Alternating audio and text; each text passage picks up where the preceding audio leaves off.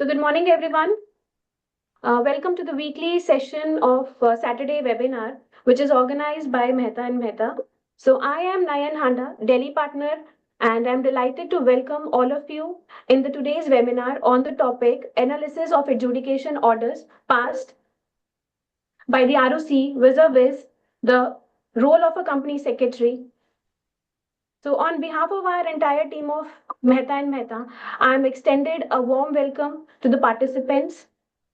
Your presence here shows the commitment to staying informed and proactive to all the participants. Your presence here shows the commitment to enjoying, staying informed about the proactive in understanding the evolving corporate regulatory framework. So these sessions serves as a valuable platform for learning, discussion, and professional growth. And we are excited to have such an engaging audience with us today. So today's topic holds the great relevance as the increasing number of adjudications and orders which is passed by the Register of Companies, highlighting the critical role of compliance and governance in the corporate operations. As a company secretary, understanding these orders and the implication is very essential to ensure the regulatory adherence and mitigating risk for the organization we serve. So before we begin, so before we begin, I would like to, take a moment and acknowledge the absence of our founding partner, Ms. Deepti Mehta, and our chief consultant, Mr. Sudhakar Saraswatula sir. So their guidance and insights are really valuable for our discussions, and we will certainly gonna miss their presence today. So now let me introduce our esteemed speaker for today topic. So CS Professor R. Balakrishnan sir, a highly respected company secretary with nearly 4 decades of exceptional experience in the secretarial compliances. So a significant part of his distinguished career was with Faseco India Limited, where he expertise and dedication left a very lasting impact. So his deep understanding of the corporate governance and regulatory framework has made him, trusted authority in the field. So beyond his professional achievements, Bala sir is a sought after speaker of ICSI CCGRT. So where he regularly shares his invaluable knowledge and insights, guiding and inspiring the, next generation of the professionals. So his contribution to the leading publication, including ICSI Chartered Secretary magazine, further understanding his commitment to the profession, though his writing and guiding inspiration to the next generation of the profession. So his contribution to the leading publication and continuous shaping the industry disclosures and promote best practices and the in the corporate compliance and the governance. So now let me introduce our esteemed panelist for today, Mr. Chandan Mahapatra, a seasoned professional with over 3 decades of experience spanning domestic and multinational companies across the manufacturing, financial services, and commercial operations. So, currently serving as the company secretary and compliance officer at Atlas, he brings extensive experience in regulatory affairs, having represented companies before the SEBI, RBI, ROC, tax tribunals, NCLT, and other judicial forums. So his vast experience in litigation management, corporate law, and governance makes him very highly respected figure in the industry. And beyond his professional accomplishment, Mr. Mahapatra is also a prolific writer and speaker, which is contributing to the leading journals and mentoring the aspiring professionals. So a man of many talents, and he is a passionate photographer with his work featured in renowned publications like The Hindu, The Times of India, Air India Travel Magazine. So his social consciousness is reflected through his photo journalism and the YouTube channel Voice for the Voiceless. So we are honored to have you as a panelist today, sir. And welcome, Mr. Mahapatra. So without any further delay, so I can invite Bala sir to take us through the today's topic. Over to you, Bala sir. So meanwhile, Mr. Bala sir will be starting. So Chandan sir, I would request if you give me some insights on the topic to the audience. So he will be starting discussion in a short while. Okay. Good morning, ladies and gentlemen, and thank you, Nana ma'am, for your kind invitation as well as introduction. It's indeed my pleasure and privilege to be part of this deliberations, uh, to be led by our erudite professor, R. Balakrishnan sir. And I also thank Mehta and Mehta for their kind invite. Now, if you see the topic of the day, it's quite interesting and is of immense importance to company secretaries, because this is the first door uh, you step into the world of lawyering and advocacy, and an opportunity to hone your skills in briefing, drafting, pleading, and general advocacy skills, like appearance, salutations, and general judicial etiquette. So it's a great topic. And further, I'm given to understand that Professor would be discussing the adjudication process, both under the Companies Act as well as under the SEBI regulations. Now, I would like to lay down the basic platform on which Professor would be building upon, so that our members who have joined can understand the background, why this topic is of so much importance. Now, when you look at the Companies Act side, there was this process of decriminalization of offences. This was done, I think, in CA, that is the Companies Act 2019. Around about 16 odd offences were decriminalized, and 20, around about, I think, 40, 45 acts were decriminalized. And the process was sought to be done through a new section, which was introduced in CA 13, which was the 454. And this whole scheme is on 454, read with the adjudicated rules of 2014, which was superseded by the 2019 rules. So this is the Companies Act side. Now when you look at the SEBI side, it's a different ball game. You have the tribunals, sorry, the tribunals which comes into play. Now, I'll give you a brief constitutional perspective. It came under the 42nd Amendment in 1976 through Article 323A and B.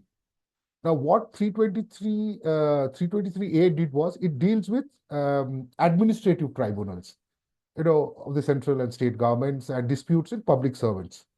Now, the parliament through legislation would establish tribunals, and the courts were excluding the jurisdiction of the high courts, except the Supreme Court under Article 136. 323B deals with all other matters, tribunals and all that. And you have a clause 2C which lists down the items which the tribunal can manage. So as you can see, the tribunal is more a judicial proceedings. It is clothed in as a civil court. So it's absolutely, it's a different thing, because you are straight into the judicial arena, and disputes and offences, the tribunals. And SAT is a tribunal, which handles all financial matters like SEBI, RBI, IRDA, then PF matters. So, so as a company secretary, we are dealing with two things. One is the Companies Act as well as the SEBI regulations. And that's why I said this topic is of so much importance, because you are straight away going into understanding lawyering and advocacy. Even though, and you would be facing lawyers in both. Now, if you see, I mean, in SEBI SAT, you would be coming across lawyers. So, and you even senior counsels. So obviously we have to up our game, and even in NCLTs, more than 60-70% are all lawyers. So, as company secretaries, we cannot be left behind.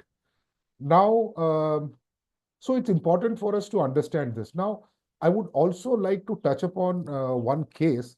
It's a Supreme Court judgment of 2010.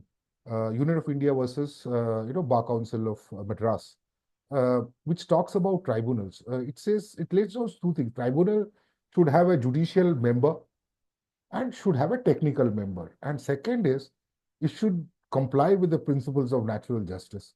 Now, this is very important. These principles of natural justice, we say it quite regularly, often use it, but it has a lot of importance for any type of draftings or pleadings,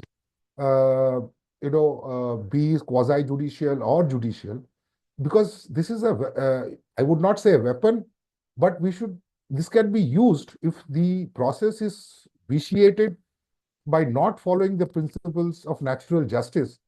It could be a defense for us to, vitiate the entire process, be it in the adjudication process or the SAT process. Now, when you look at these principles, you have a basic principle of fair hearing and principles of natural justice and reasoned orders.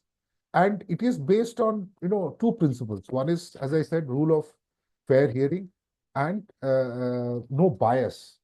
Bias it's called the rule against bias. So when an adjudicating officer or a SAT officer passes an order, there should not be any bias in those orders. And the rule of, all of of fair hearing is the Audi ultram partem rule. And you have the rule against bias, which is the nemo judex in causa sua. So, so that is why I would suggest that this topic, as company secretaries, we really understand and start, improving our advocacy and drafting skills, briefing skills, because, as company secretaries or compliance officers, we are at the best position to know what the company is. A lawyer or an arguing counsel will argue what you give him. So if you do not brief him well, if you do not tell him what the facts are, his arguments will really fail in any forum. So that's why it is very important. We should understand how do we make briefs of cases, how do we write briefs, how do we draft case laws. These principles of natural jurisprudence, which I explained, the Madras Union of India case, there are catena of cases, landmark judgments. We should read through all those judgments to understand what exactly is the principles of natural justice, so that we are not denied, especially in the CA 13 Act. So, so this is the groundwork I would like to lay down, and request the professor to enlighten us on this topic, because he is the best man who can tell us how do we improve ourselves as company secretaries and better ourselves in this field and manage adjudication and the process there too, for and on behalf of our company. Thank you so much, Balakrishnan sir. I have just this much to add. Now I leave it to you. Okay, thank you. I think we'll straight away start with the quote.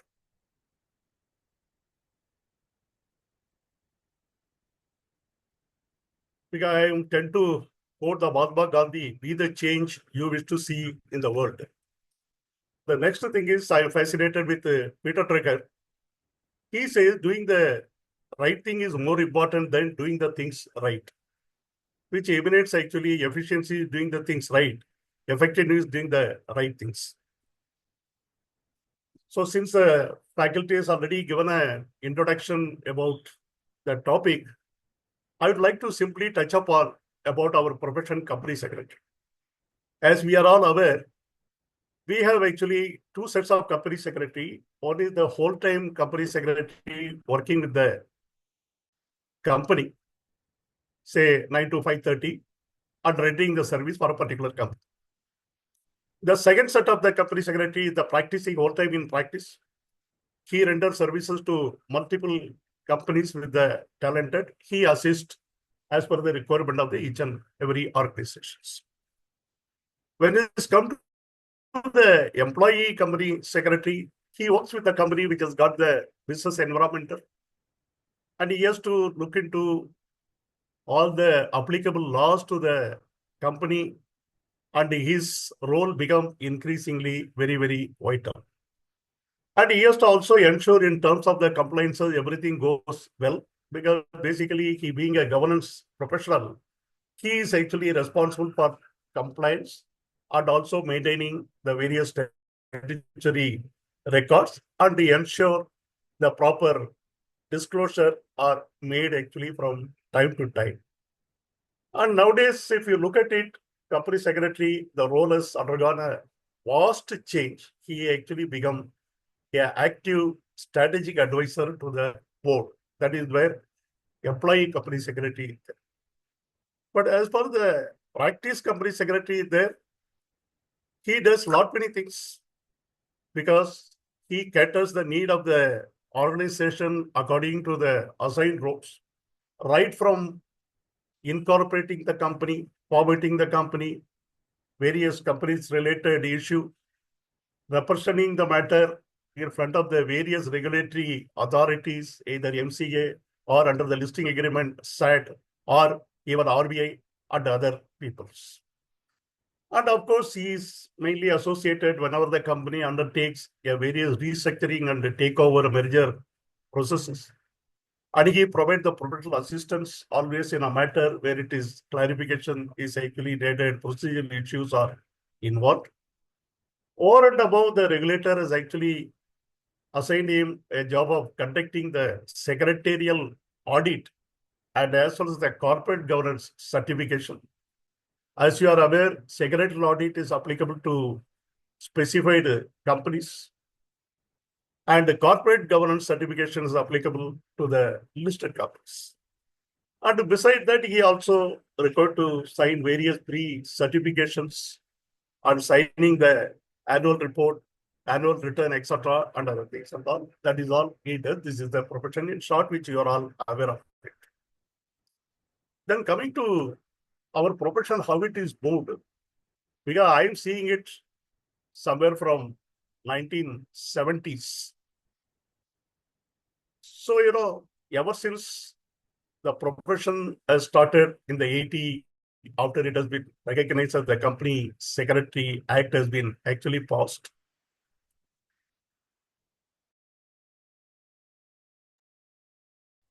Meanwhile, Bala sir is joining. So Chandra sir, would you like to say something on the CS profession, which the Bala sir is putting light on?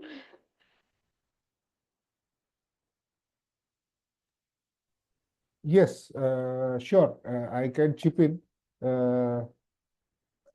What Bala sir is trying to really make us understand is the sea change the CS profession has undergone.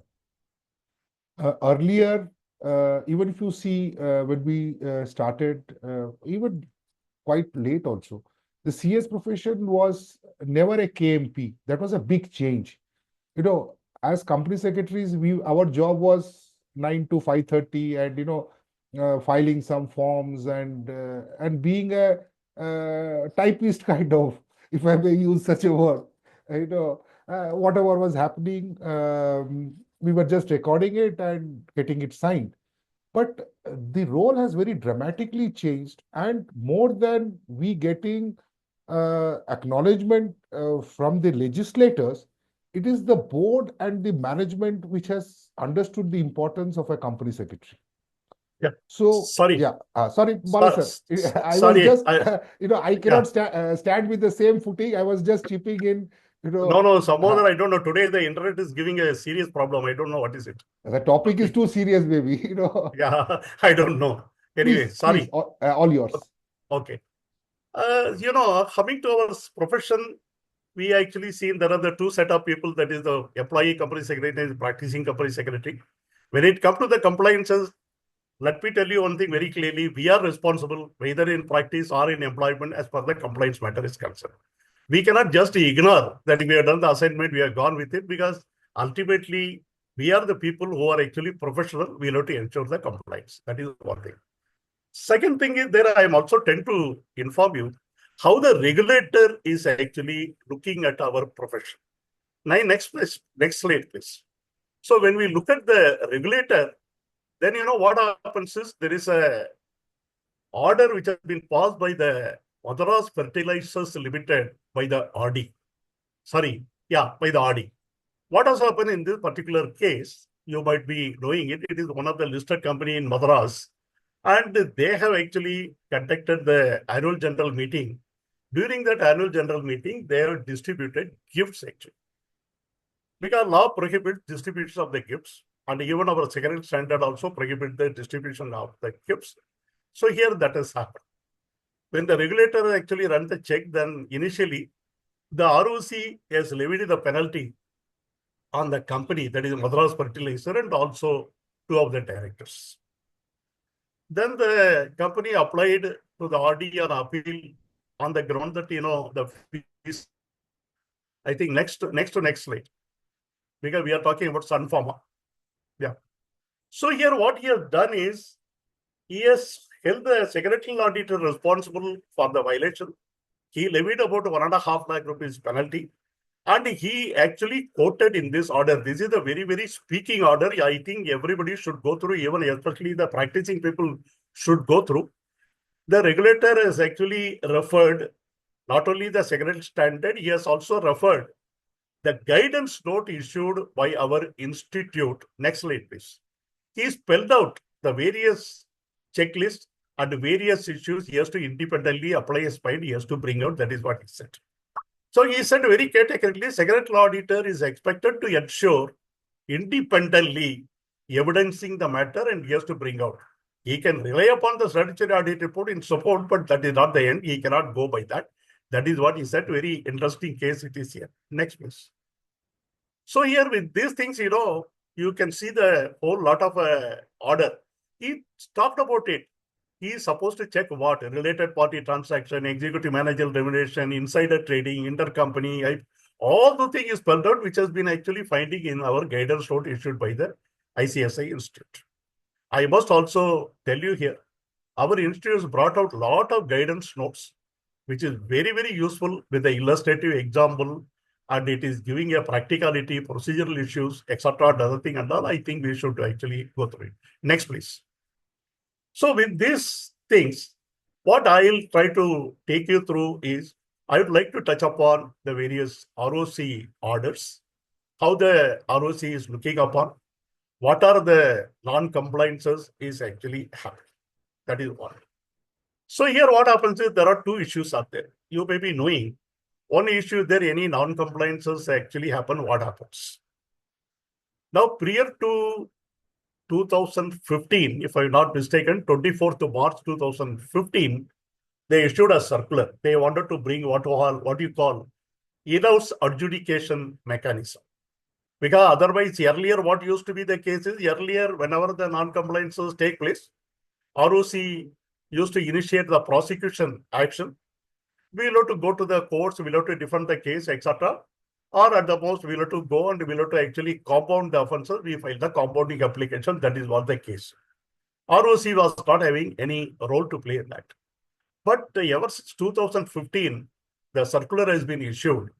ROC has been designated as the adjudication officer. He has been given entrusted with the power that he can initiate action. He can issue show cause notice. He can call for the personal hearing, and he can decide the case and levy the penalty, which is actually prescribed under the Act, under the provision itself. That is what it has actually come. So what happens is, section 454 and 454A elaborately talks about the adjudication officer, how he goes about the penalty. Next, please. So here what happens is, the adjudication proceeding works in the way, the moment any non-compliance happens, the ROC issues a show cause notice, and he gives the time, 15 days to 30 days time normally he gives you. Maybe you can seek the extension based on any very solid reasons, etc. and other things and all. Once he issues a show cause notice, you are expected to give a reply. He will give you the hearing. On the hearing, you can actually state, and then depending upon the merit of the case, he actually passes an order. And he is actually will levy the penalty, what is actually prescribed under the Act. He doesn't have any discretionary power to vary it. Wherever the fixed penalty, wherever the minimum penalty, wherever the range is there, not exceeding more than that, then he can. That is when he passes an order. But here what happens is you actually have a procedure. You can appeal against the ROC order. You can actually appeal to the regional director. If you have a merit on this particular case, it goes to the appeal to the regional director, and there is a time limit is there. Within 60 days, you can make an appeal, and then you can actually go to him. And if he feels there is a merit in this case, RD has got a discretionary power. He can actually reduce, increase, whatever the thing he can do that is all. So this is the way the adjudication process works. Next, please. Now, what happens is in the personal hearing, it is definitely a personal hearing is requisite, because if you are giving a reply, in the reply, if everything is admitted, and if he feels there is nothing to be heard in the personal hearing, then he may dispense of the personal hearing in selected cases. Otherwise, there is always an opportunity is being given. That is one. Second thing is, if there are any evidences, etc., to be given, supporting documents, you can always ask for the adjournment. That also can be given if you want to make other submission, etc., and other things. But one more thing is there, when he passes the order, he is expected to spell out what you call the speaking order. What is the rationale behind? What are the offences? Why he has come to the conclusion? He has to actually put in order. That is the way the order is passed. Next, please. So while passing the order, the ROC has been given certain guiding factors. What are the things he has to do? What happened? He has to see the size of the company. Even if you see there is a small company, where the small company, the law itself has actually provided the levy should not be more than a 50% penalty, not exceeding 2 lakh rupees. They have actually provided. That is one thing he has to take into. Second thing is also taken to the nature of the business and nature of the default. When it comes to the default, whether it is the first time default, or is it inadvertently it has happened, or it is missed out, or it is repeatedly it is happening, all those things actually matter. He will definitely consider that if you are a regular defaulter repeatedly happening it, then you will be something different. Very important thing is, okay, mistake has happened. How much injury has costed to the public? Because here the question comes private company versus public company. Again, public company, unlisted public company, listed public company. Here what happened, the private company being a small number of people, there are not much of the public interest is there. So not much of the public interest is actually affected. They are not suffered. That is another thing. And in case of the unlisted public company or listed public companies, if the injury is caused to the public, what is the quantum? What is the things? Those things will be actually considered. So these are all the things which has been given a guiding factor to the ROC while passing an order, which he will definitely consider it. Next one. Then what happens is, again, how do he levy the penalty? That means company is the defaulter, okay, but as we know, company is the artificial persons. Because in certain cases, company is bound to do, the company will be liable to penalty. But when it's come to the specific officer who's actually default, then the identification of the defaulting officer, the law itself actually says, if you go through the section 2, that is the definition section, which actually talks about it, who are the officer in default. It's a whole-time director. Whole-time director means the people who are working day in, day out, who are looking after the affairs of the company. That is one. Second thing is key managerial person. Generally, there is a key managerial person, means company secretary and chief financial officer. If any other officer named by the company, company secretary is in respect of all secretarial matters, and CFO is financial matter, and also allocation of the funds, etc. when it comes to the CSR issues matter, he. And then when there is no KMP is there, then the question is who's actually consented for this particular act. If there is no such things are there, then all the directors. That is the way it goes actually. And at the same time, if the company has named somebody as a managing director or chief executive officer who is responsible for the day-to-day officer, etc., then in which case what happens is the non-executive directors, they don't come to the picture because they are not involved day-to-day affairs, unless they are consented for the act through the board processes. That is the issue. So to that extent, the non-executive director actually enjoy the benefit. That is another thing. Then again, there are deeming director, which was actually there in the earlier 1956 Act, actually, which used to be there, shadow director, upon whose instruction people used to ask. But in the new Act, it is the director, means director who is actually appointed by the board. That is what it is. But however, there are power center who are actually there, whose instruction they can act, other things and all those things that they can go. That is one. So this is the way it actually goes. It is not necessary everybody will be there. If the designated person is there, it will go to the designated person. That is. Then again, as I said, appeal. In appeal, when you make an appeal to the RD, RD has got the various choices. What is the appeal? What the appeal is paid against the ROC order. One thing is their company need to go into the order in detail. He has to find out there is a merit or no merit. If there is a merit, yes, definitely want us to make an appeal. Regional director can actually look into that. A, he may dismiss the appeal. Sorry, whatever the ROC is done, everything is okay. Ground is taken, is okay, fine. That he can do. He can confirm the decision of the ROC. Or if he feels there is a merit in the case, he can modify the order. He can reduce the penalty. That he can actually do. Or if he feels altogether there is a re-looking is required, etc., they can set aside the whole order. He can reverse the order. He can send it back to ROC. Please take into consideration this fact. Look into freshly and pass an appropriate order. That he can actually do. That means, it is referring it de novo, referring back. That is what they do. They do it. Reconsideration. That also can be done. Or any other order, he can do that. These are all the things which can happen in the appeal.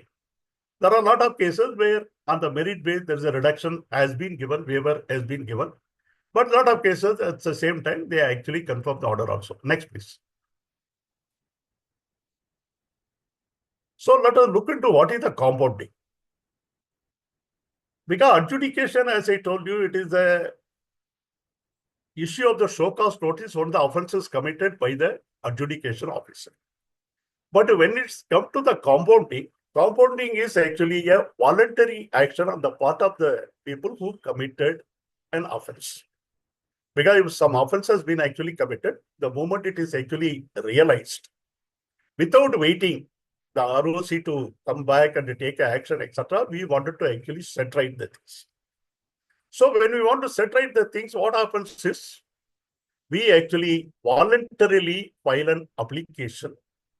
We wanted to file an application to compound the offences. We want to rectify it. That is what it is. So it is a voluntary action when it comes to the compounding of offences, because we are admitting the offences. We actually say we wanted to actually pay the necessary compounding fees. We want to set right the thing. That is the way it actually happens. So once the compounding is actually done, what happens is you admit, you ask for the compounding fees willing to pay, the matter actually goes. Many a time, the personal hearing may not be required since the admission is there, or at the most, they may call it also, whatever it is.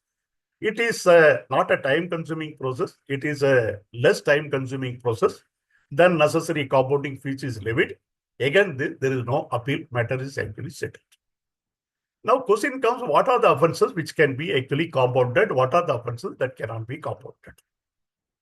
As you know, you all know, there are offences which are actually civil nature. There are offences which are as the criminal nature.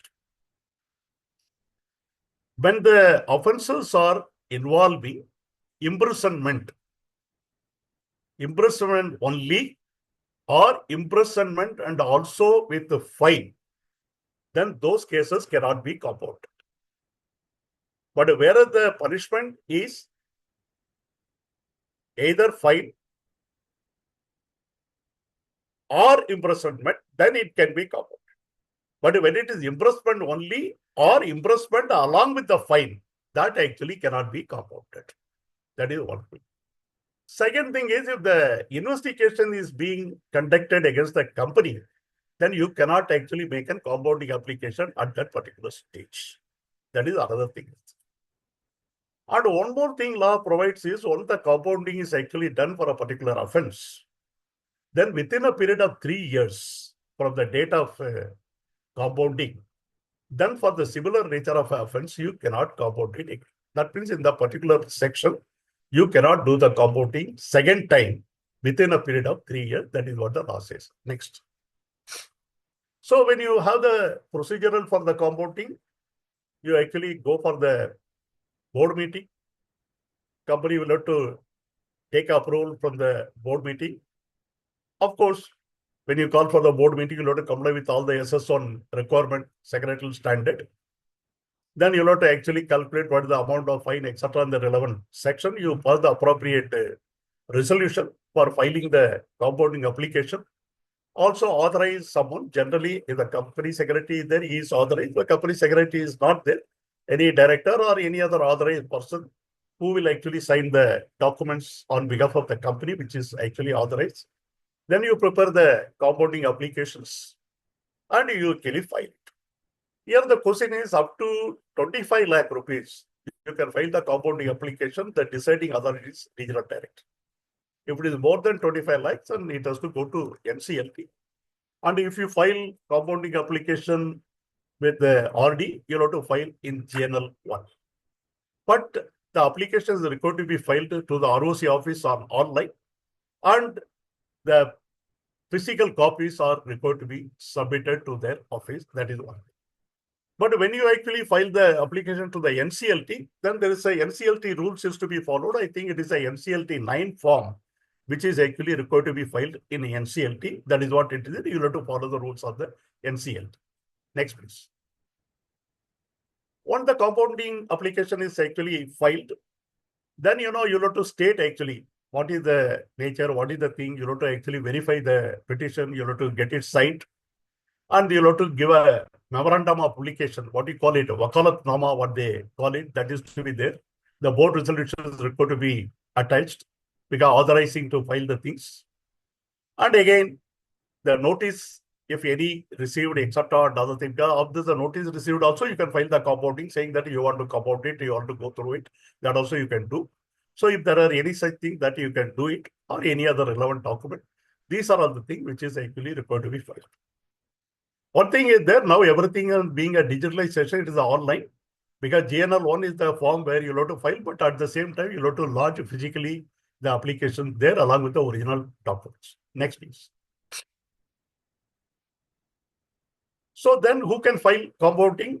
As I told, it's an authorized person, either the company secretary or the director or the company's manager or CS, whatever it is, you can file.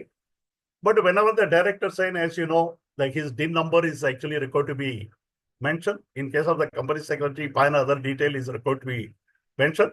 If the director from overseas, wherever the overseas directors are, etc., the passport details are required, etc., that is what it is there.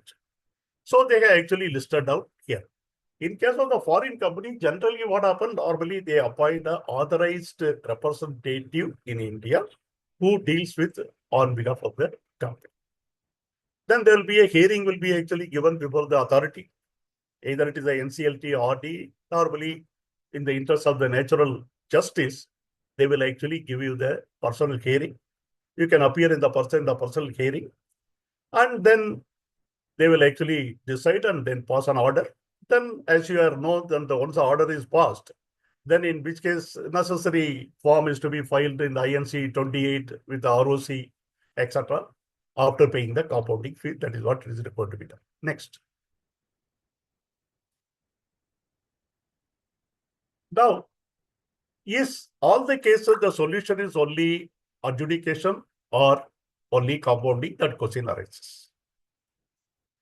The law is actually permitted one more thing, what you call condonation of delay. Is normally for filing the documents, etc., and all this, the company missed out the deadline. They are not able to file the form. Some merit reason is there, etc., and other things are not. When it happens, then what happens is there is a procedure called condonation of delay. So that means what you can do is under section 460, any matter which is actually belated matters, when it comes to the forms or documents, etc., nothing, maybe annual filing is done, MGT 7 is not done, AOC 4 is not done, or annual return under section 92 is not done, certain resolution are not filed. All those cases, if it is not filed, then what happens is the law says actually that the non-filing will attract so much of the penalty, and till the time of filing, it will attract per day penalty. This is what it is. But the thing is, beyond the date, you cannot file. Because normally 30 days is there, again 30 days extension. Earlier it was 270 days, that is done away with that. So now what happens is we apply to the central government seeking condonation of delay, that we make an application. You make an application to the government saying that, sorry, somehow other it missed out these reasons, etc. We may be permitted, we may be condoned for the delay, none we will be, required to file now, please permit us. That sort of the application can be made. Next, please. What the condonation of application is actually need, again, you need actually board approval is required, authorization of the person is actually required. Then you have to file the condonation application, which is again, but here the reason for the condonation is required to be given. That is what it is. Because once you give the reason, your reason should be merit-based. And again, the affidavit, the memorandum of appearance, letter of authorization, all the documents which are required to be given actually. Next, please. Then central government will scrutinize the application. Then they will also issue the personal hearing notice. They want to be here because in the interest of the natural justice, you can appoint an authorized person. Practicing company secretary can definitely help in this matter actually, because we are the better people on the corporate laws. Then the order will be issued. Either it will be rejected or it will be issued, whatever it is, it will be accepted. What the condonation is actually approved, then the filing can be done. Then order is actually passed. Again, we file the INC 28 form with the ROC. That is the way the condonation is actually working. Next, please. Yeah, let me see any questions are here. So far, I think there have been some questions which are there. I think we can take 9. I think we can take up some of these questions which is already there on this. Yeah. Yeah. So there are a lot of questions coming in the chat box. Yeah. So should I take one by Yeah. one? Yeah, one by one. So Mr. KN Param asking, can a NCLT order be challenged in High Court? NCLT order can be challenged not in High Court, but it has to go to the appellate tribunal of NCLT. There is an appellate authority is there. Appellate national authority is there. So you can challenge the order in the appellate of NCLT.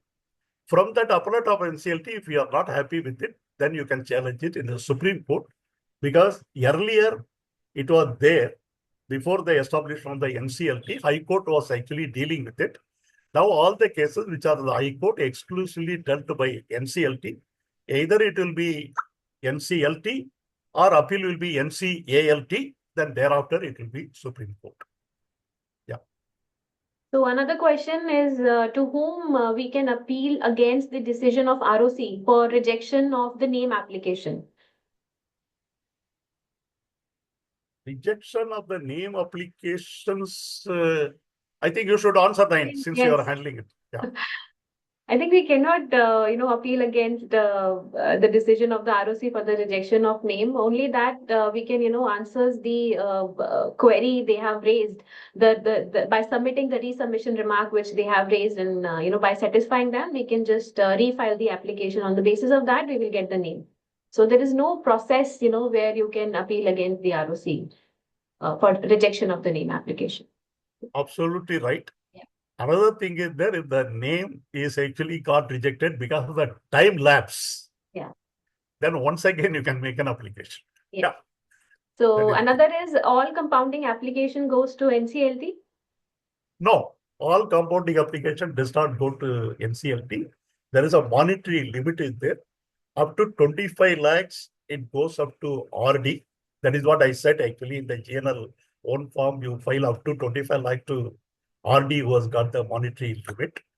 And over and about 25 lakhs, it has to go to NCLT. There is a NCLT 9 form which is to be filed under the NCLT rules. Yeah. So one more question is if one of the KMP was resigned just 15 or 20 days before filing of the suo motu adjudication application, so then whether we have to consider him or her as an officer in default or not? No, no, officer in default will be always the person who was actually present at the time of a occurrence of the default. Yes. So resignation, I think, doesn't matter whether he resigned post application or not, but the person who has remained, as a officer during the default, so that will be considered as officer in default. Chandan sir, would you like to say something on the questions? Meanwhile, Bala sir is joining again. Sure. But I think it already answered that question. So, Can I raise another question? yeah, please. There is a question by CS Shivam Sharma that can condonation of delay can be filed in case of Ben and MGT6 filings? See, condonation of delay is a general thing. If you have defaulted, you will file. If your case doesn't merit arguing, I would always suggest that you go for condonation. That's an easier process. Because if your case is weak and you go to RD and then, or the AO, the adjudicating officer, and then take through the whole process, it will cost you a lot of money and you will not get any success. So it is, even with SEBI, condonation is always a better option if you are wrong. I mean, that's it. Specifically, whether it is Ben or for any other matter. See, you have to take a call whether you will be able to justify the reason and seek for the condonation. If you have the valid reason, then condonation is always permitted. You can be able to do it. If that is not the case, then as he rightly said, simply you admit whatever the things are there, file a compounding application, which is, rather easier instead of going through the various legal processes and litigation, time wasting, etc. You admit it, and many times even the personal hearing is actually not there. A compounding fees is paid, you close the matter because that is actually easier to sort out. Yeah. So the question is, can an officer in default filed under JNL 3 be considered as an officer in default under other acts like income tax? Could I answer that? Yes, please. Sorry, we are all worried. I can see there are a lot of worrying questions. How can I escape liability? Yes. See, if you see for listed companies, we have something called a company secretary and a compliance officer. And you have a company secretary come compliance officer. Okay. So it all depends on officer in default is mentioned under 260. See, there has to be a nexus, in my understanding, a nexus between what you are doing and what is complained against. Let's be very clear. This answers everything. If there is a nexus, whether you resigned, whether you were just a mere company secretary doing something at the behest of the board, whatever be it. If there is a nexus which can be established, then you are at fault. Whether you are an officer in default, because see, the section is very wide. It talks about a person also on whose advice the company is acting, the board is acting. Okay. So if there is a company secretary or there is somebody else who may not be an officer in the list, but on his advice, the board is acting and there is evidence to that effect, then you are liable. You become an officer liable. So look at the nexus. Don't go by the wordings. I mean, this will confuse you because, compliance officer, officer in default, I'm just a big company would have, a huge secretarial department. There'll be assistant company secretaries, deputy company secretaries. We have, people specifically looking at related party transactions, or especially listed companies, managing shareholders. So every officer there, they're all company secretaries. So I would say, look at this, your nexus, how you were liable, how you were party to the transaction. If you are a party, then you are a party. Yeah, you're absolutely correct, actually, Chandan. Because as you said, in the larger companies, what happens is there are specific company secretaries who are appointed. They are actually told very clearly, you are responsible for whatever the complaints are related to company side. You are responsible for the listing regulation. You are responsible for governance issue matter, this like that. So as you rightly said, the person who's actually designated for looking after that particular complaints will become responsible. Yeah.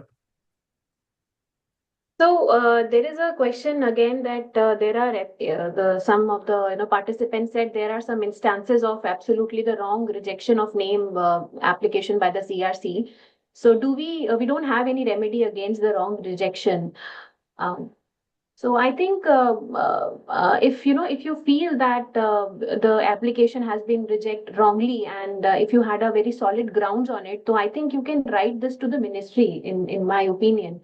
So if you have thought like this, there is no, because as per the rules there are no remedy against the wrong rejection. If you feel that there is no guilty and you are right at your part, then you can write this instance to the ministry and maybe they will consider this. Sir, you should, That is true. But the thing is, sorry. yeah, yes, Chandra. Sir, what they're saying, you have an option of giving 3 names. Yeah. So it is not that they are targeting you. You should go and meet the officer concerned and understand on what grounds he is rejecting. Name similarity, or your business and the name doesn't match.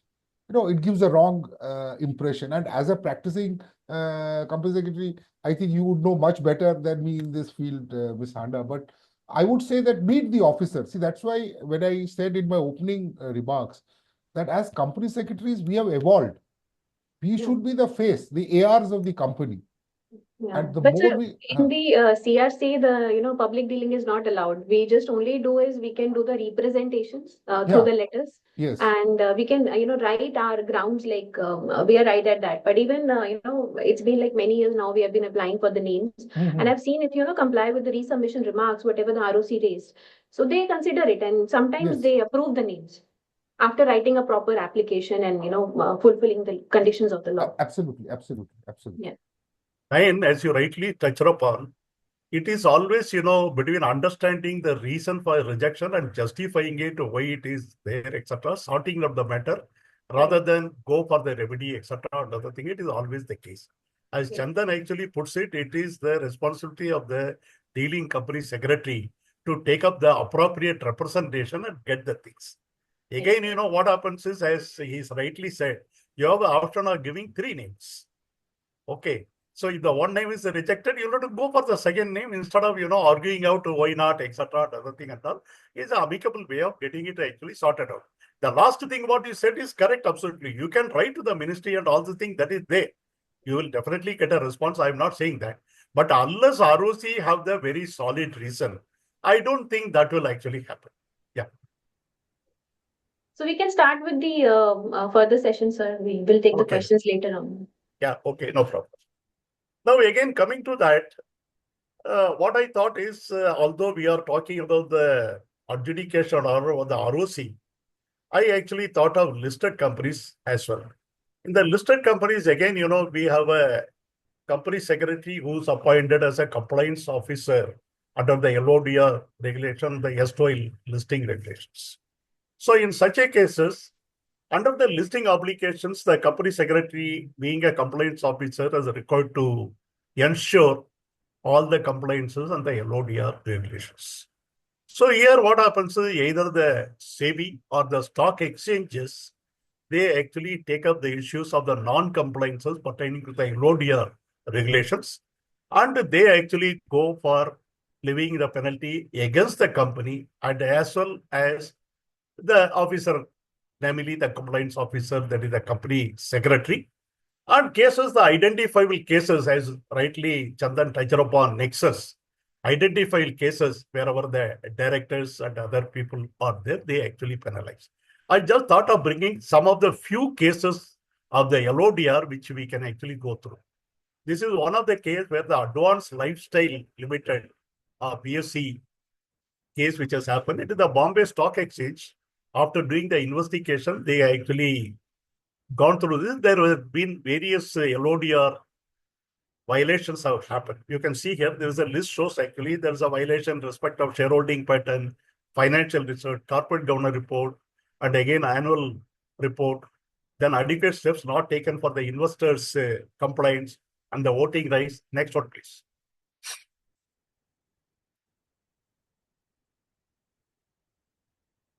Then again, composition of the board, constitutes the audit committee, non-appointment of the women director, All the things which has actually taken place. When all the things which has actually taken place, the BSC actually levied the penalty to the tune of about 20,40,000 rupees here, because they are not even appointed the company secretary also. Again, they have made an appeal. The matter went to appeal. In the appeal, they actually try to justify. Next one, please. See, the appeal, what has happened is they actually try to, in this case, this levy, which is actually penalty, the basic reason is non-appointment of the company secretary. That was the issue which has actually happened here, which is triggered out. So it shows the very importance of the company secretary. There's another case which has actually happened in this company. This is Secure Cloud Technologies. Here what happens is, again, there are three specific issues there. One is the company has not taken the approval of the audit committee prior approval for the related party transactions. That is one. And the second issue is there is the independent directors who are there actually on the board, two of them. What they have done is the company has appointed the relatives of the independent director in one of their overseas subsidiary as the director in their company. That is the second issue. Third issue was there was a forensic auditor was actually appointed to go into the details, which was being a material event, which was actually not disclosed in the board report. So with all the things, the stock exchange has actually taken up this issue. SEBI has taken up this issue. SEBI is levied the penalty of 25 lakh. On that, this company secretary was levied the penalty of 4 lakh rupees. The independent directors were also levied the penalty of 10 lakh rupees each. And the company was levied the penalty. This is what it has actually happened in this case. Against it, they have actually appealed to the SAT. Matter went to the SAT.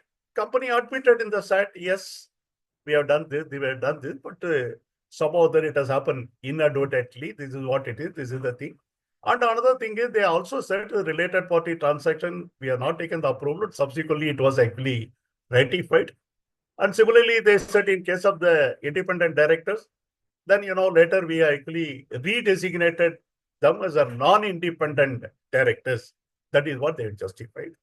Whereas the SEBI came back and told, yeah, that is true. But the thing is, not taking the prior approval ratification do not justify the violation which has actually happened.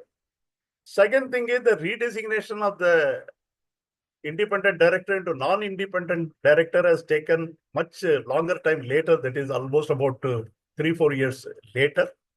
And of course, the forensic audit, which was being a material event, which is not disclosed, they actually told. SAT actually also accepted all the things, they considered it, and ultimately they felt, okay, but somehow these are all not very serious violations. That is the ground they have taken. Not very serious violations in this particular case. Company has been actually penalized, okay, agreed. And they reduced the penalty to the company to 10 lakh rupees. And the independent directors, they also said that 10 lakh rupees is actually little, heavy penalty for them. So they reduced it 5 lakh rupees each.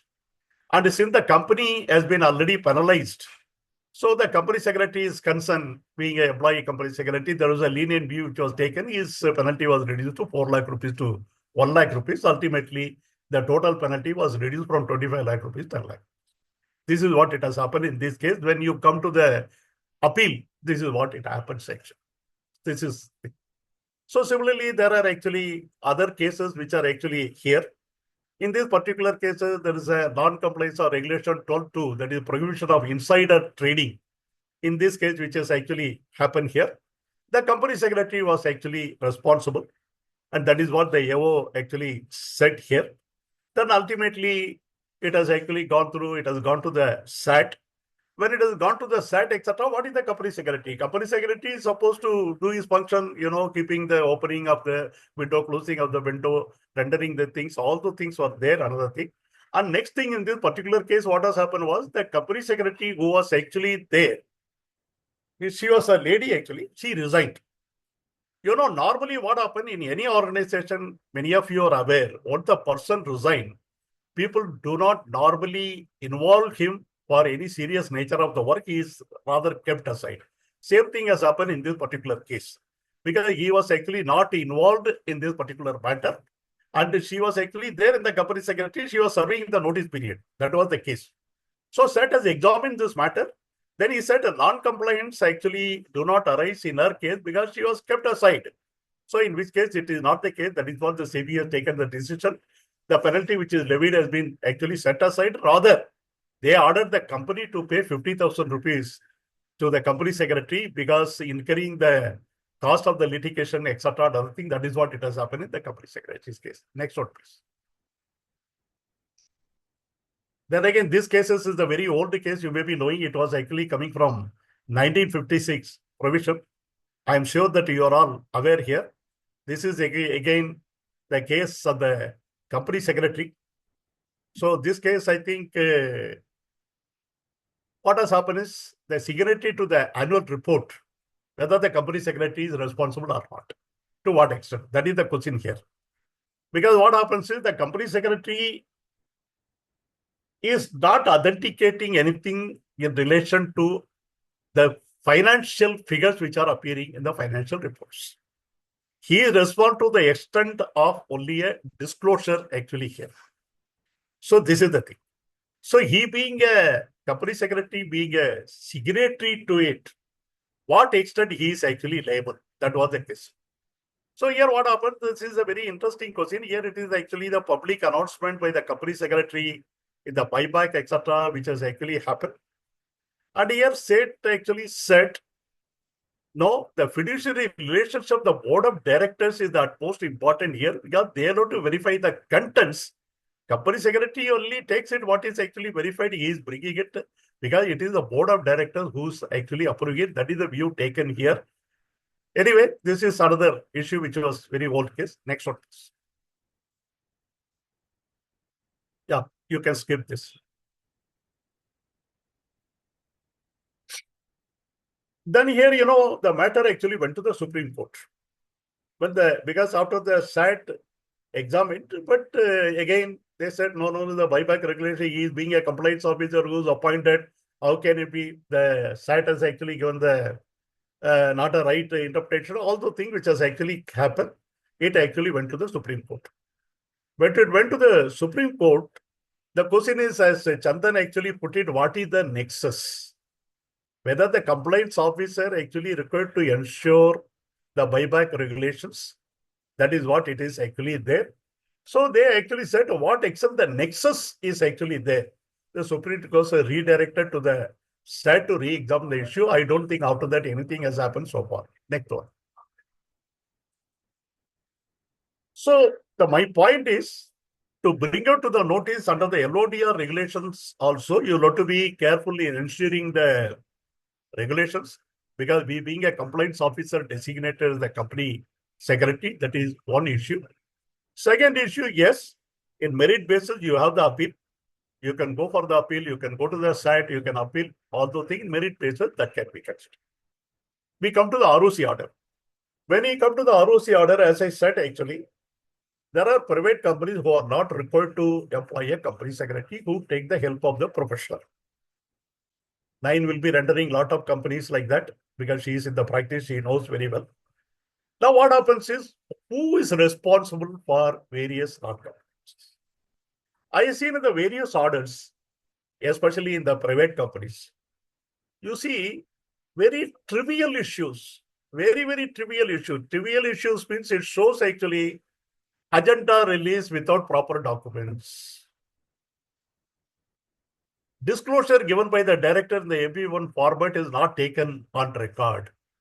He gives to the company, it is not taken on the record, it is not considered. Then again, date and place of the minutes is not mentioned in the minutes book at all when you are actually signing it in the last page. Then again, pages are not getting initialed. Blank pages actually not scored out and not initialed by the chairperson. Then again, date of entry in the minutes book is actually not made. The draft minute which is required to be circulated in 15 days time, which is not circulated, or delayed circulation of the draft minutes. KYC is actually not done. Attendance register is not in place. These are all very trivial things on which the penalty has been levied. But the question, as I said in the beginning, who is responsible for this? Because it is the company secretary, practicing company secretary, who's helping the private company. They have to give the look here. When you are doing this, no problem. I will assist you. If you are doing this, these are the checklists you have to do. These are the care you have to do. This is what it is required. Because the directors are not expected to know the law. Again, if you ask me many questions, 9, you tell me your experience. How many directors in a private company are aware about the existence of SS1 and SS2? So majorly, I have never experienced like many of the directors are not aware about the secretarial standards, and even if they are not even aware, even I've seen some cases where they don't even appreciate the importance of law. The CS will always crib like this has to be done, this has to be maintained, but there is no seriousness I have seen with the directors about the awareness of the law and its seriousness on the compliance of the issues. With a due respect, 9, I think I'll ask Chandan's view also in this. Yeah. If you ask a company secretary, okay, anything you ask him, section 186, section 184, you ask like that, we are very thorough. We will tell you what is the provision, we will tell you what is right, what is to be done, what is the thing, etc. Everything we will tell you. There's no issue. We are very thorough. But when the director comes to you, he says, look here, I have an associate company.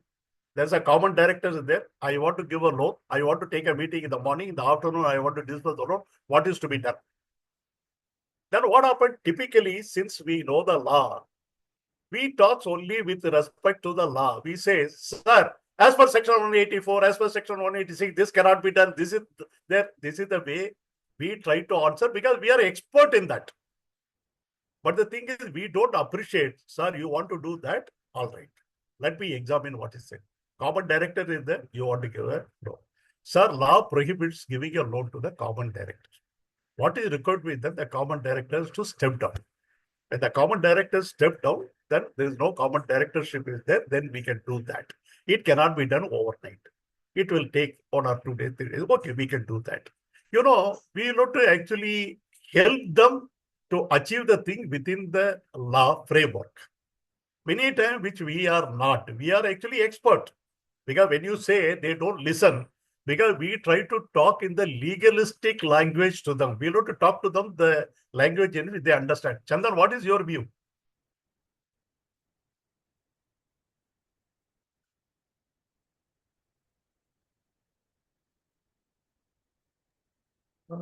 Sir, actually, I absolutely subscribe to what you are saying because we should be enablers to business. That is why, Correct. just saying this is not possible, that is not possible, this is what the section reads, that even a director can read the section. If you tell him, sir, you will please read 184. So we should be able to work within the 4 walls of law and yet achieve the company's requirements. If we are able to do that value addition as a CS, our position will change dramatically. The board will know that this gentleman is just not a mere compliance officer, but is actually a part of the business environment. And that is what we should hope to achieve. But we have to ensure that we are within the 4 walls of law. So I fully agree because that is what is the changing scenario today. Correct. So this is what it normally happens. That is one thing. Now with these trivial things, let us look at it. Some of the cases I can actually bring it to your notice. Now this is the order of the Delhi. It is the India Bulls housing finance company which has actually taken here. The MPP 1 has been submitted by the director. It is not taken on record. Here what has happened, CFO and CS who are actually there, they've been actually penalized, being the KMP, they have actually penalized, company has been penalized, MD has been penalized. This is what it has happened, 1,15,000 rupees penalty. Then another case, what has happened, the DR12, they did not file the DR12 because of the KYC non-compliance was there. So that is what it has happened in another company. So the penalty has gone to about 1,10,000 rupees. Next, please.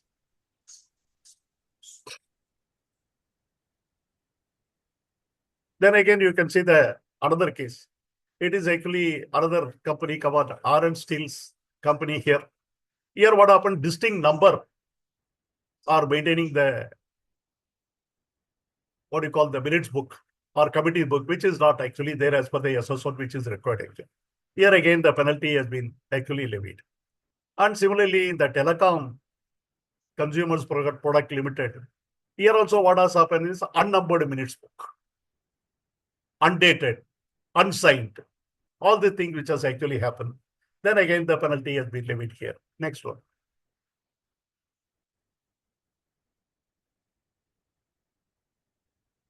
Then again, what happens is in case of the minutes book, I find a lot of things are there in the minutes book because basically it is the practicing company secretary, as Chandan puts it, enablement to the business. We have to tell them, sir, there's no problem.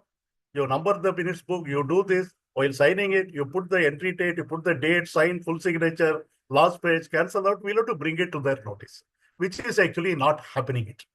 That is why unnecessarily, the company and all the directors comes here. The first case actually comes, the minutes book board meetings are consecutively not numbered. If you see the second case, draft minutes, which is actually not circulated.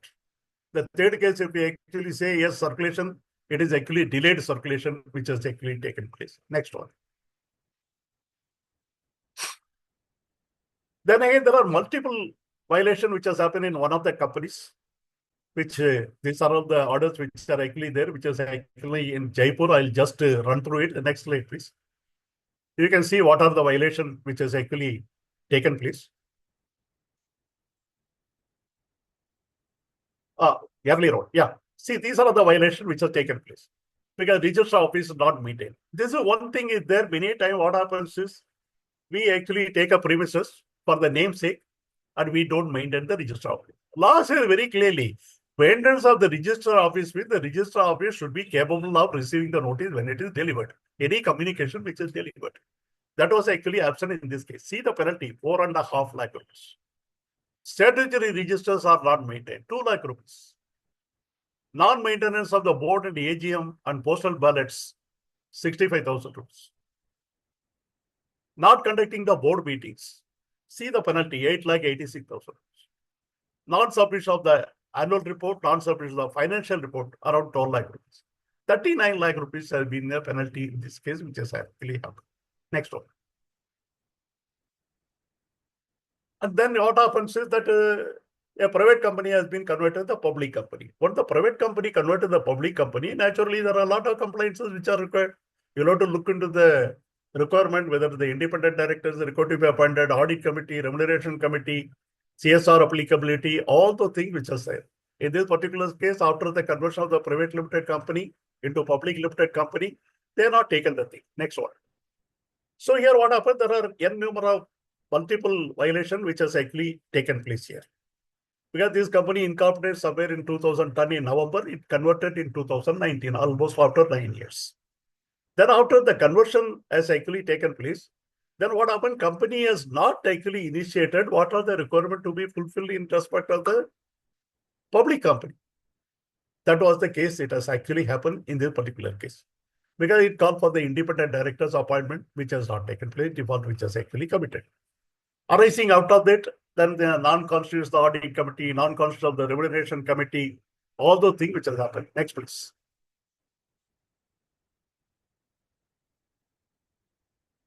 So here, audit committee, nomination committee, remuneration committee, they were there, but it is not reconstituted the independent director. That is the reason the proper constitution was not there. CSR was actually applicable. They are not committed. They are not appointed the CSR. That also they are not done. Basically, this is what it is. Who was to check here also? This is the issue. Next one. So here, this is the penalty which is actually levied for your information. Company 3 lakh rupees. MD plus 4 directors, 5 lakh rupees. Company secretary, 51,000 rupees. Post company secretary. Somebody asked the question. The person has resigned, etc. Here he was there in the occurrence. So that is why he was levied. In fact, the past company secretary was for the major period, that is 1 lakh rupees. Current company secretary joined much later period, that is 51,000 rupees. So total is about 9,51,000 rupees, which is the penalty which has been levied actually. Next one. So here again, non-constitutional audit committee, you can see here how it is levied. The non-constitutional, I am giving you the breakup, it is only for your information. What are the amount, the same case. Next one. So this is what it has actually happened. Next, please. Then again, whenever you are appointing independent directors, as you are aware, their independent directors need to be there in the data bank. That is a requirement. Here the independent directors have been appointed whose registration is not there in the data bank. So the penalty has been levied to the company to the extent of 5 lakh rupees and the MD to 1 lakh rupees. That is what it will actually happen. So whenever you are appointing the independent director, it has, you have to check his name is there already registered in the data bank. That need to be actually done. This is another interesting case where the ROC levied the penalty where the chief financial officer of the company is holding a position in the multiple companies. That means he was in one another company also acting as a chief financial officer. So in this case, he was actually penalized for this. Because when you talk about the whole-time employment, it cannot be a multiple companies. It can be only one company to that. This is what it has happened in this particular issue. Next one.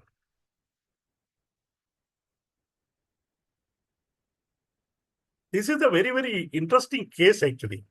Independent director. Because independent director enjoys a lot of immunity. Because unless until they are actually the part of the decision which is taken in the board process, they don't come under the liability generally. Because they are kept out of it. Even the non-executive directors, if their designated person is there and look after the day-to-day affair, then they also don't come actually. In this particular case, what has happened is there are independent directors, non-executive directors. They were actually penalized. Amount is not small. The amount is 7 crores. It is actually arising out of section 42, private placement. What has happened in this case, as you are all aware, in the private placement means you cannot invite any public advertisement. So this company actually utilized one of the what you call online public platform company employed for their private placement. So what they have done is they have actually given the job to a company which was actually an online platform doing it. So it actually went with what you call YouTube and online, etc. They have actually violated the law and it amounted the public advertisement. That is what it has happened, number one. And number two, what has happened was the company says, no, we have only given to him, we have allotted only one person. That is what they said. True. They also filed PS3 in respect of that one person. But what happened from that one person, that is intermediary company, they have actually further allotted for another 76 people by creating in between the person. That is how they have violated. PS3 was not filed. So they have heavily come back. But only thing is the ROC cannot take any action against that online platform company because law is not there. But only thing is they can only penalize the company and the officers default. That was the case in this. The amount is about 7 crores. Independent director, they were party to it when it was approved in the board meeting. When it was discussed, when it is talked in the board meeting, when we will appoint this person as the online platform who will do the job, etc. Everybody is consulted. That is why all these things happen. This is a very interesting case which has actually happened here. Then again, non-appointment of the secretarial auditor in a listed company. Not a small period, for a period of almost about 6 years. They are not appointed. So ROC has come back heavily and they have actually penalized company, CEO and CFO because he was the KMP.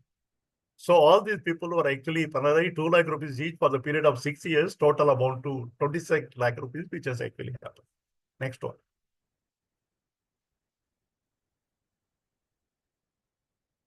Yeah. Any other questions we can deal with in between 9? Before we go further? Yeah, sir. There are 3 more questions. I'll stay 1 minute. Yeah. So one question is it necessary for the private limited unlisted to have a recorded board meeting proceedings? Is it compulsory? When you say recorded board meeting, means the question is whether you have conducted the physical meeting, whether you have conducted the video conferencing. If it is the video conferencing, recording is actually required. If it is a physical meeting, recording is not required. Because again, the video conferencing, which is required till the audit and other things are all gets over, compliance is done for a particular year, that is there. Over to Chandan, please. Your view, please. So, if it is minutes, Yes, I think irrespective, it's significant. irrespective of the nature of the company, you have to record the minutes. It has to be signed. If it No, is no. a VC, if it is a No, they are VC, sorry. No, they are, video recording. Yeah. Yeah, if it is a No, sir, VC, they are yes. asking the question like private limited unlisted to have recorded the board meeting proceedings. These are the minutes. I think Yeah, she's. if it is a VC, if it's a video conferencing, how will you establish the minutes took place? So you would have to maintain records of the VC and followed by the hard copy of the minutes signed as a proof that the recordings happened. But that is absolutely required. There is no way you can escape that. Private companies are not exempt from making the minutes. Yes. No, Another question. there is no separate exemption for any company because Yeah. the moment you say video conferencing, there should be evidence should be there that a meeting really took place through the video conferencing. Based on that, you prepare the minutes. Sir, again, the purpose of board is to give decisions. How will you say that the board has taken these decisions? What is the evidence? So it is the attendance, it is the minutes books, because the decisions are taken on behalf of the company for a board, even if it is private, unlisted, whatever be it. So the another question is closely held public company required to follow the similar provisions like public listed public company?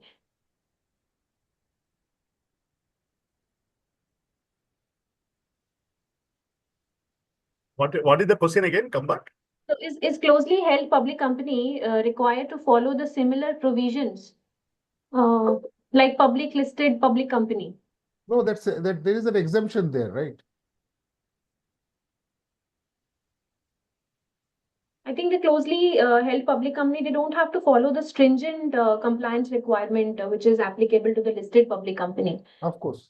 No, there are two things here. One, when you say listed public company, then question is, when the listed public company comes, compliances comes not only under the Companies Act, but also LODR regulations. Right, sir.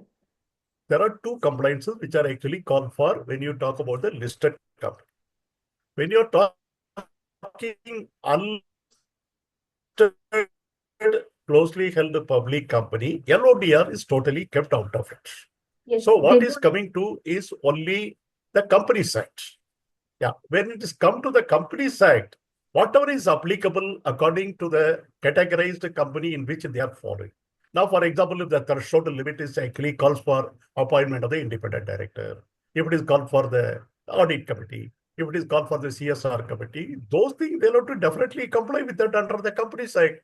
Because all the companies, whether it is the private or public or unlisted or listed, every company has to follow the regulation under the Companies Act very clearly, because the Companies Act under which the companies are incorporated and regulated. So that we will have to go by the company law provisions. Yeah. So the another question is, can one CFO be the CFO for multiple companies of the same group companies?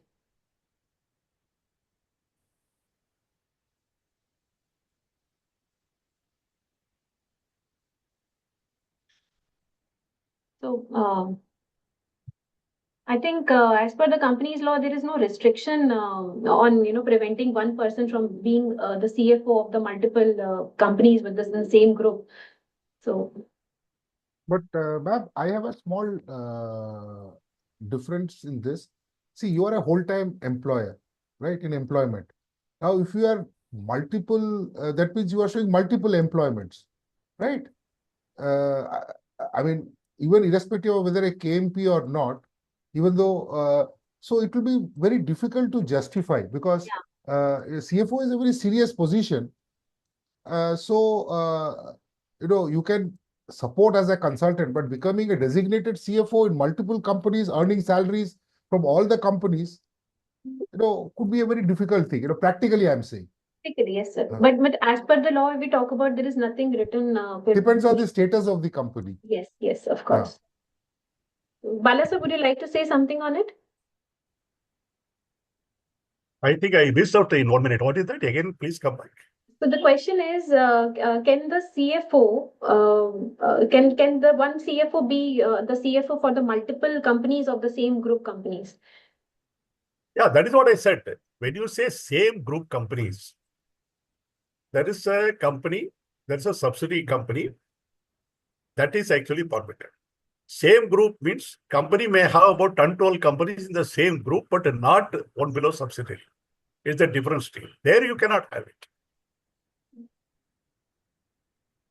Because even if you see in the company secretaries also, it is permitted a person can be a company secretary for the parent company and as well as for the subsidiary company.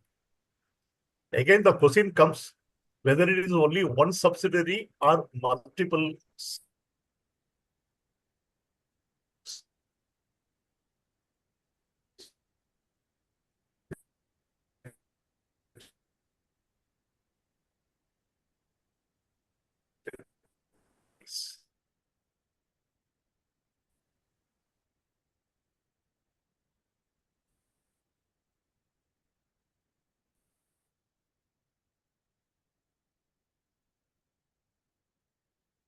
So moving to the another question on, I think the most sir.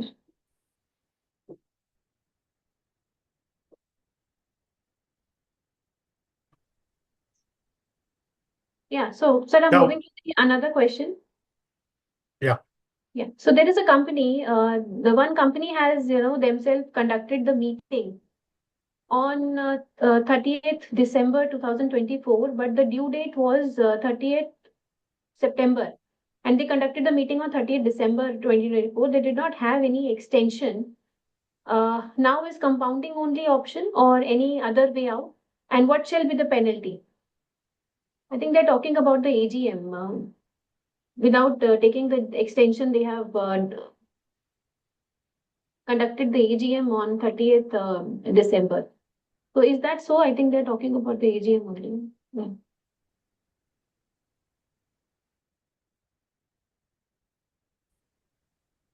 The AGM, as you rightly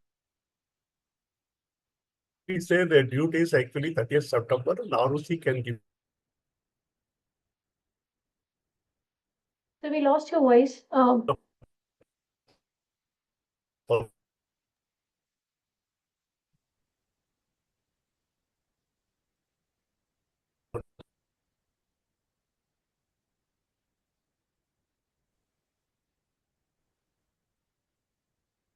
Chandan, your Sir, view, please. yeah, I think it is related to the AGM. You are supposed to hold it by Yeah. 30th September, and if you are extending it by, say, ROC has up to 180 days, they can allow for extension. So they have not sought extension, I presume. If they have not done, then they have to go for compounding. They have to. There's no other alternative here. Even though you held the AGM on 30th December or whatever, you are still in default for 3 months. So you would, I would suggest that you should go for suo motu compounding. Yes.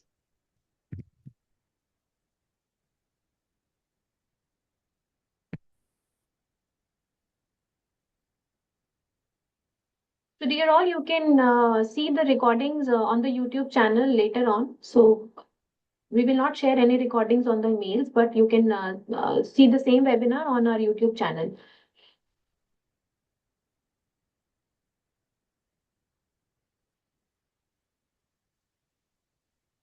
I think that was-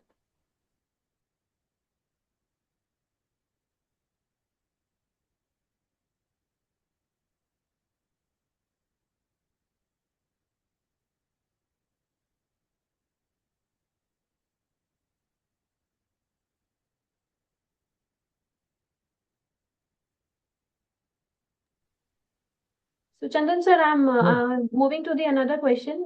Okay. A person can be a managing director in two companies if the board of director unanimously approves the arrangement. So this exception applies to the managing director, but not to the other KMP.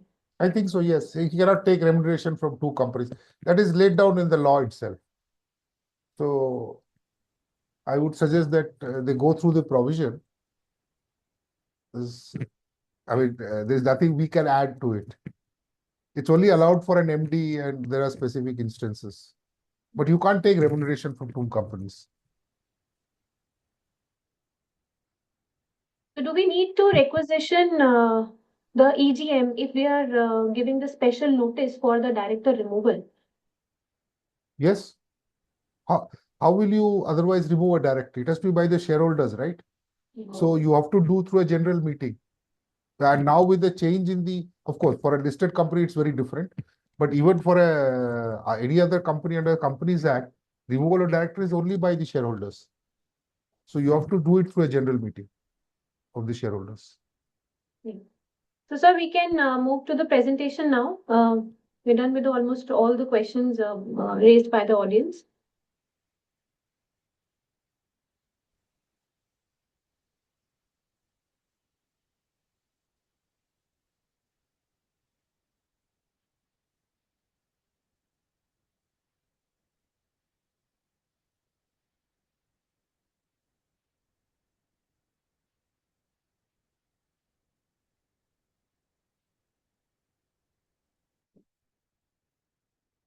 So meanwhile, sir, one more question has arisen, like what are the implications if a company does not charge interest on loans advances by it to its wholly owned subsidiary? So therefore, defaulting section 186 subsection 7 of the Companies Act. See, now the question is, especially for subsidiary companies, the holding companies, provide funds. Now, if they don't charge interest, the issue would be that, it's a free fund, really. But that may not be the right way. You have to look at what is the lending rate. You should have your agreement should be such that, there is some, transactional value. Just giving free funds as loans and advances would not, I think, work. Because you have a base SBI rate, first of all. Second is, normally what happens, again, I'm talking from my personal experience in foreign companies. We bring the loans and advances through the equity route, which is the ECB. So for foreign companies, private companies, I'm not very sure because, but ECB routes are the best because everything is laid down and a company and the holding company would also have a control. Because the end use of the funds is there. Why are you lending that money? So there are a lot of questions when you give free funds. So if it is, I would use the ECB route to do any kind of funding in my, step down subsidiaries. So Bala sir, we can move to the presentation now. We will take questions further. Okay, no problem. See, now what I'm going to do is I'm only going to present you some of the things which actually has gone wrong in different headings. First thing is I'm talking about the secretarial matters.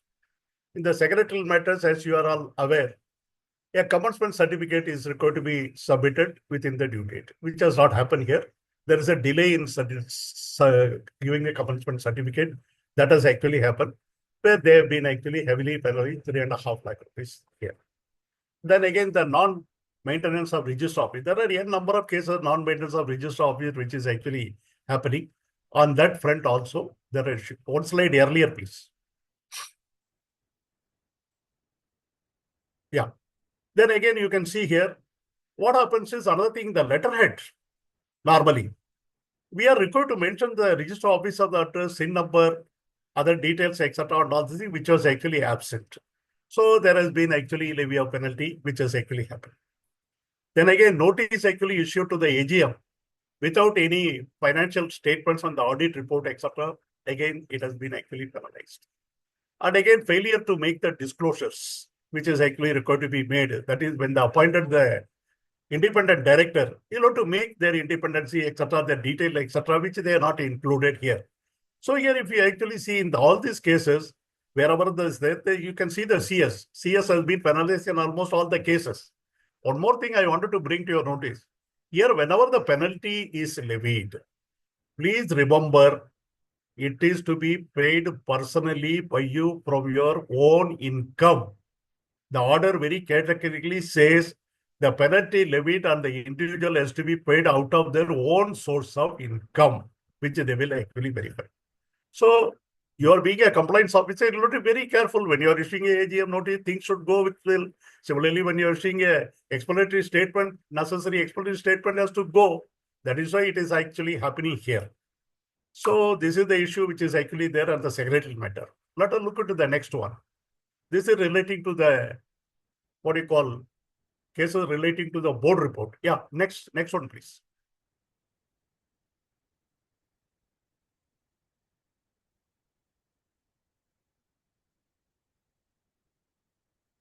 No, 1 minute, one slide earlier, please.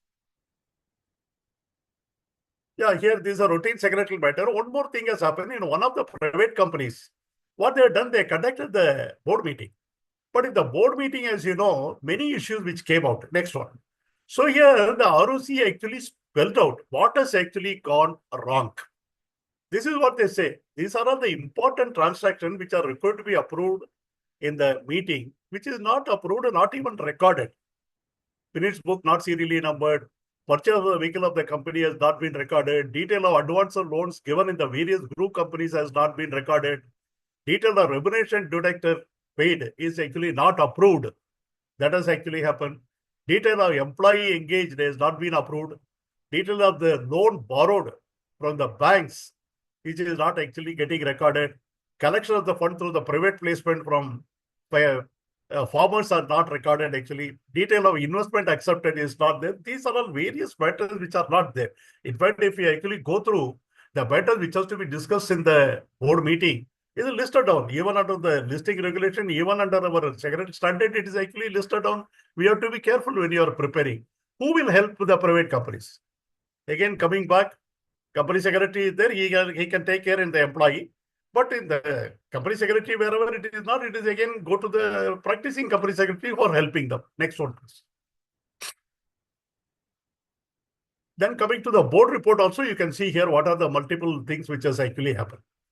Now, what has happened is non-attachment of the secretarial audit report. That actually called for the penalty. The non-disclosure of the material events, that called for the penalty. You can see here, CFO is actually levied in the first case. Second case is the CS and CFO has been levied the penalty. And again, incorrect director responsibility statement, the directors have been levied penalty. Then again, unsigned annexures, which has been actually attached. There also the penalty has been actually levied. Then again, disclosure of unapproved related party transactions. Then again, auditor disqualification were not addressed in the board report. These are all some of the cases which actually emanated in the board report. Next one.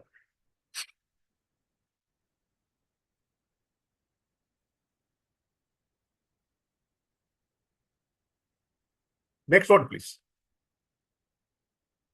Then you come, then constitution of the committee and appointment of the constitution of the committee, appointment of the director, KP, other default which has actually happened.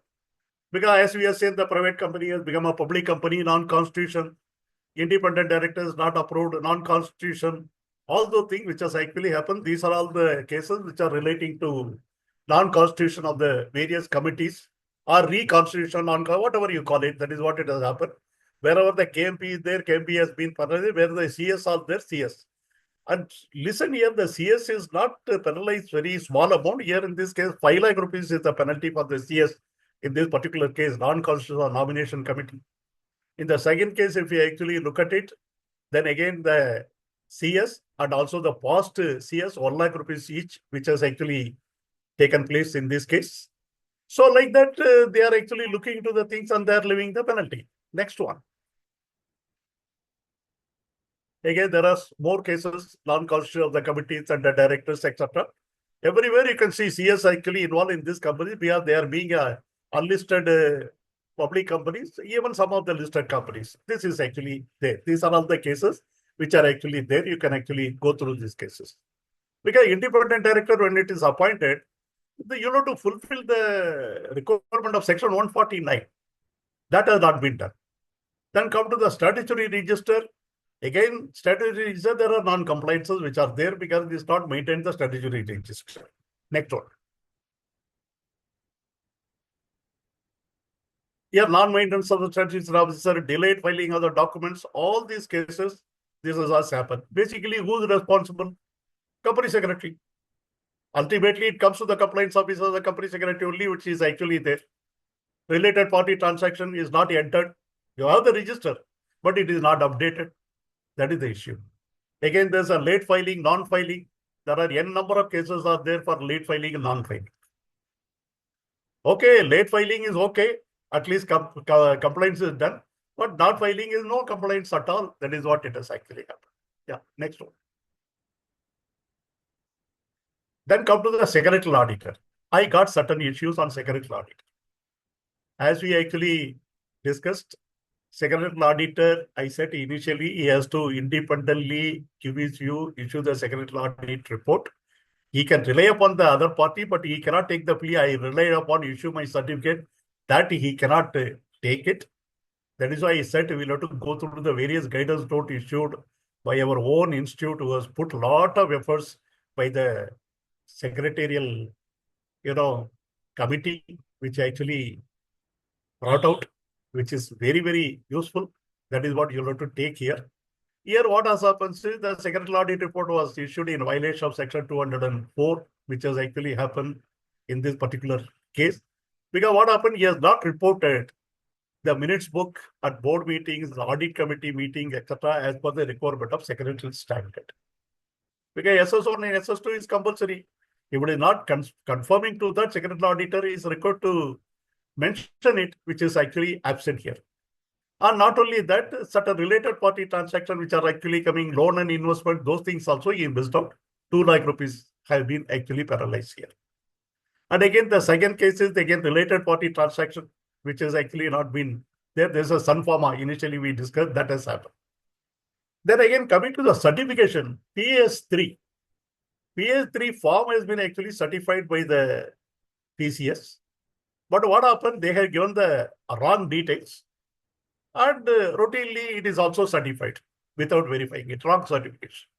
So he has been actually penalized for the wrong certification. One has to be careful. You have to verify the facts and you have to certify. That is what you have to do it here. Because what has happened is it is an error.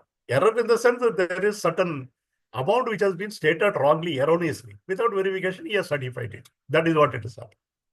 And again, in case of the annual return, which is filed in the AOC 4, again, there was a wrong figure has been mentioned in terms of the turnover. That has actually happened. I think with this, we come to an end of the session. We will take the further question and then you have to go back to the presentation once again.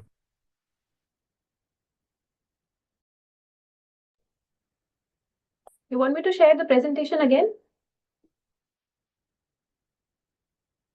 So can we take up the questions? I think Bala sir will Yes. be joining again. Sure.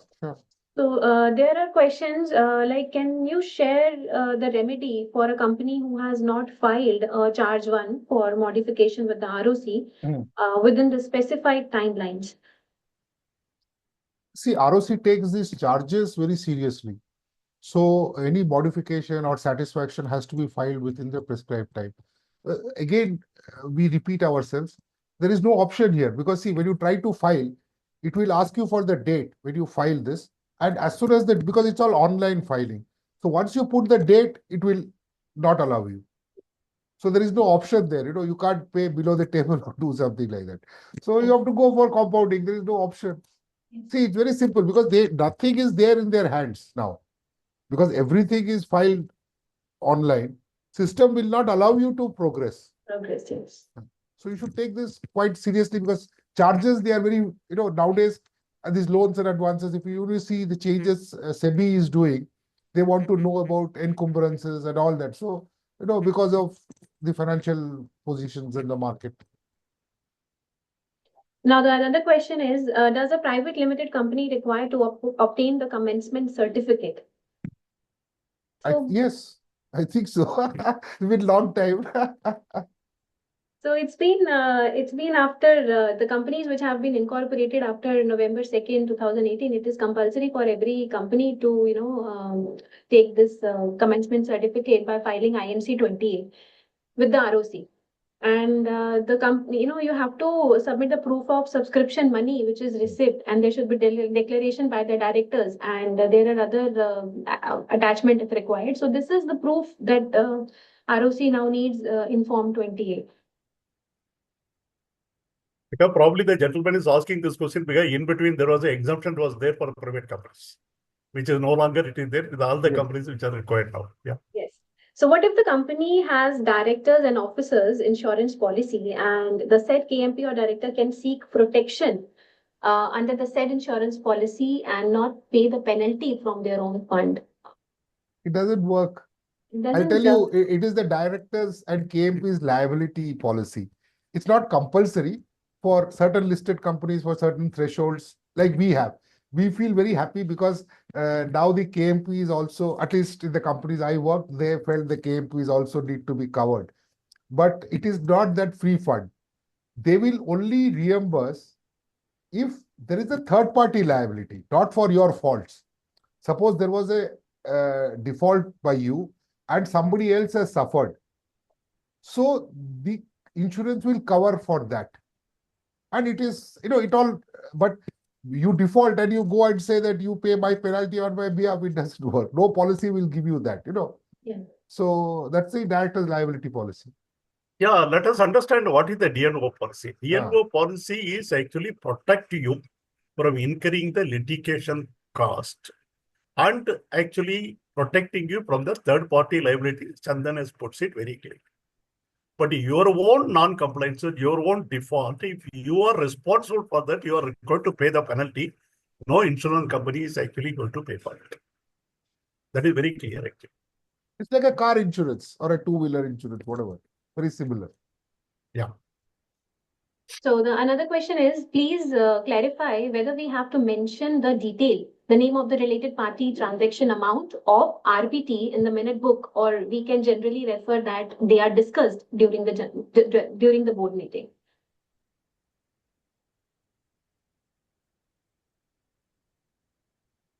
See, when you are talking related party transactions, you cannot just say, we are entering the related party transaction. The quantum of the amount is to be mentioned because there is already a threshold. What the audit committee can approve. If it is beyond that limit, it has to actually go to the members' approval. That is the whole purpose. Otherwise, how will you know?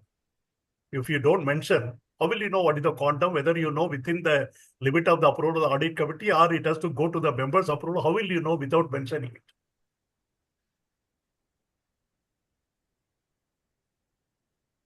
Because normally every transaction is actually listed within the related party, quantum is actually mentioned. That is how the approval is actually taken. Yeah. So the question is, sir, in case of a private companies, they generally take a services of a part-time company secretary for their taking care of the compliances at the small remuneration. So how can they guard themselves on the correct compliances? Yeah, here you write the very crux of the point. Let them take it. There is no problem. But the thing is, they have to spend some time with the company secretary. And you will at least, get to know what are the do's and don'ts, what are the checklists, what they need to do. That is what they have to do. If they still want to do it, all right, no problem. And tell him, comes, at least twice in a month, or at least when the event take place, immediately after that, come and go through what they have done is correct. Everything is all right. That's sort of the check they load. Ultimately, even when you say a company secretary, even the company secretary, as I said also, practicing company secretary also equally has to educate the people what are the do's and don'ts. Either he can help them directly or you can tell them, okay, you can do it. This is what it is. So that sort of the thing should actually work. So another question is, or a government company has to go for compounding? Where it is written government company cannot go for compounding because they are also under the Companies Act, no? Yeah. There's no exemption separately for the government companies.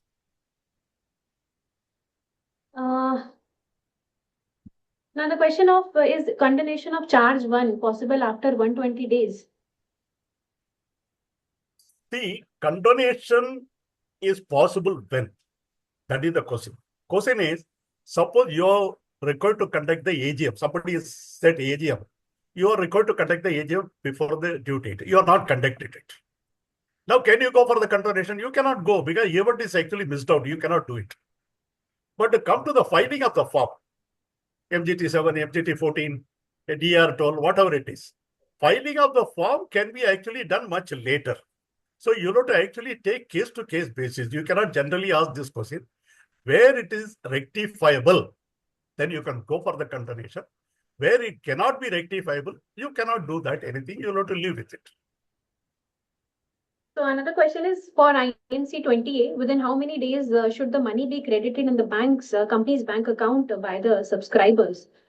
The INC 20A has to be filed within 180 days from the date of incorporation. So I think before 180 days, completion of 180 days, the subscriber should transfer the money in the bank account.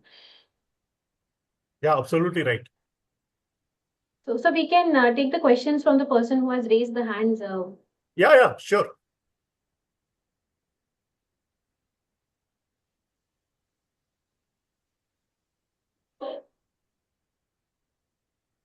So Shikha, you can ask your question.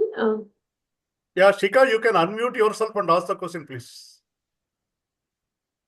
Hello, good afternoon, everyone. Actually, my question was already discussed here. My question was, please clarify whether we have to mention the detail, that is the name of related parties, transaction amount that you mentioned. But sir, in my case, I would like to add that we have already discussed the related party transactions in the board meeting and audit committee meeting. But in the minutes, do we need to specify that these transactions were discussed? Or we can just mention that as discussed in board meeting, the RPT has been approved. Well, that is my particular question. If I may answer, see, Yeah. you would, what we generally do, if it is very long, you should have an annexure and get it signed by this thing. Because when you circulate the agenda papers, you would anyway be having annexures there too. So that the company secretary is, first, the board is fully informed. Second is the company secretary also ensures due compliance. So you can add it as an annexure and get it signed from the chairman or whoever is, acting as the chairperson of the meeting. So that becomes part of the board minutes. It has to be there, because if you write saying that this were discussed and tomorrow your secretarial auditor asks what was discussed, because he is also liable, your financial auditor will also ask. That time you cannot produce something which is not authenticated, because this will be asked by all the auditors. Yeah. Because secretarial auditor is also liable for RPT transactions. Then another problem is, like sir very rightly said, that there is a threshold limit. Then sometimes we get these omnibus approvals. Yes. Where we don't have to go again and again. So how would you pass a resolution saying that we generally believe if you write hereby resolved, everything is resolved? But that's not so, right? So you would, I would suggest you have that annexure so that it doesn't clutter your minutes, but it has to be part. Okay, thank you, sir. So one more question I had, that was also already discussed, that what are the implications if a company does not charge interest on loan advance to its wholly owned subsidiaries? Sir, in this scenario, particularly the company initially charged interest, but later on waived off at the request of borrower. Thereby, the violation is there of section 186(7), obviously, but this particular section is non-compoundable section. Yes. So we cannot go to RD, we cannot go to NCLT, and we cannot approach a special court also directly. Which is special court? The section 435 refers for that for non-compoundable offense, special court deals with that. Okay. But unless there is case, there is a company cannot go suo motu to special court unless there is So how can we make good that default?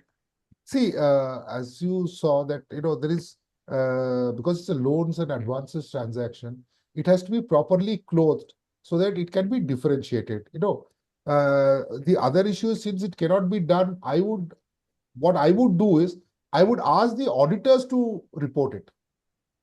Take it part of the audit report so that you can have some savings and say, see, See, like what I do is, see, secretarial auditors have certain areas of coverage. Okay. But I know as a company secretary, there are certain areas, again, it might be very listed company specific, but even for foreign companies, it's very important that you bring certain things to the notice of the auditor and say that you please report it. Okay, sir, Yeah. actually the particular matter was already reported by auditor, but Hmm. now the company wants to make good that matlab non-compliance, you can Yeah, say. but then you have two But we are not options. sure which authority to approach. It's not in the purview of Then you RT. wait for the authority to approach. Yeah, for its compounding. That's the only thing, Since it is not compoundable. Yeah. See, that is something I think Mehta can answer better. You take it offline with them. Okay, okay, okay. Because Okay, thank it's you. an opinion matter. Okay, I cannot give opinion here, okay, and thank you, sir. transgress into. Yeah, you're Okay. welcome. You're Thank you, Shikha. Thank you, sir. Yeah. So there one more question by the audience.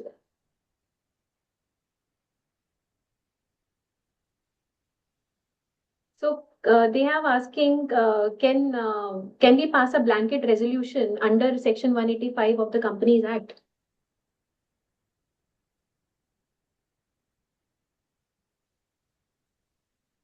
So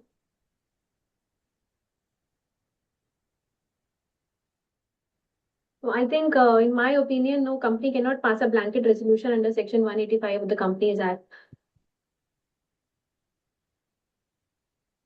You're absolutely right. A blanket resolution you cannot pass actually. It has to be actually quantifiable, definitely. And so it's loans to directors. So Yes. how can you pass? So You this can't can say you have to specify to whom are you giving that loan. You this can't say can lead. loans. Yes. Yeah, there is a line in this I would like to add with your permission. See, Yeah. if he's an employee director, then if you have a code of conduct or an agreement, a universal agreement for all employees who can take loan as per the company loan scheme, then this does not get hit by this. Because there it says that every employee is eligible to this loan and this is their interest, this is how it will be deducted. So then it's a different matter. But if it is a loan given outside what is normally available to others, then you have to specify. It has to be specific agreements because you will enter into agreements with all the persons to whom you are giving loans. This can lead You're to the absolutely misuse. you're absolutely touching up on the point. When the company has got a scheme of providing the loan to the employees, even the managing director who's also covered under the employee scheme being an employee, because managing director is also employee of the company. So long as you are giving the loan within that scheme, then it is okay. But if you are giving over and above something, then it has to be specifically under the terms, condition, interest rate, etc. Another thing, it is not applicable generally to everybody. Yes. So that is the case. And again, when it comes to the section 185, the 185 section is not only the director, but also other related parties. Yes. So it has to be specific. You cannot have the blanket approval. Yeah. So, Mr. Saurabh Agarwal, you can ask the Well, question. one more hand is risen, I think. Yeah. So I'm allowing Mr. Saurabh Agarwal to ask the question. You can unmute yourself.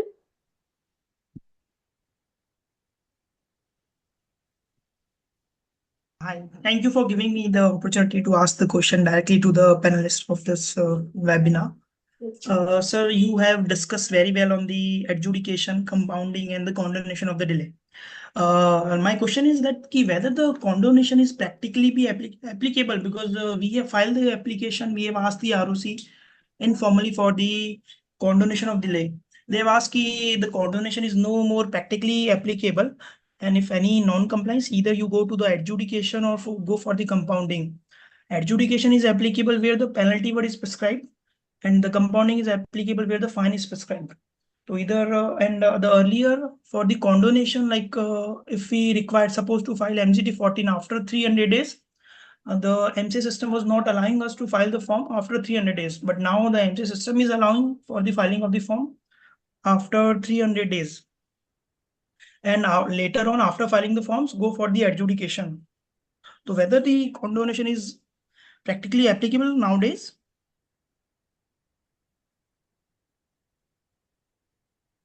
Continuation is still there, but only thing is continuation, you have to make an application, the CG1 form, and you have to go to the central government. It is actually dealt at Delhi, actually. So really speaking, there are people who are actually filing the continuation of delay and representing the matter in Delhi. It is definitely there. It is not the question, it is not there. Because once the continuation is done, you'll be able to file the form. It is there actually. But what happens is people who run out of the Delhi and get the things of the other thing and all, they say, okay, we'll go for the adjudication or compounding. That is what they actually do it. Otherwise, the continuation is always there. The route is available. Because in the company where I was working, we had almost about, in the same group, some 20 companies were there. Associate companies, subsidiary companies, various group companies. All those companies were at least 3 or 4 cases. There was a late filing, non-filing, all those things were there. We have actually gone for the continuation of delay. We have actually filed the forms. Actually, it is available. Thank you, sir. Yeah. Thank you for answering. If you permit me, may I ask you the slight different question from the topic? Yeah, sure. With respect to, sir, there's a company, the holding company and the wholly owned subsidiary companies. They are the common directors in both the companies. The holding company intend to give loan to the wholly owned subsidiaries. By virtue of the holding and subsidiary, the private company is treated as a public company because of the subsidiary of the public company. So the disclosure, section 184(1) says that the company is required to disclose, and the interested director of the public companies will not participate in that particular agenda. Now I'm taking the loan from my holding company, where the holding company directors and the subsidiary company directors are the same. So whether those directors can participate in that particular agenda, or the company required to appoint the other directors.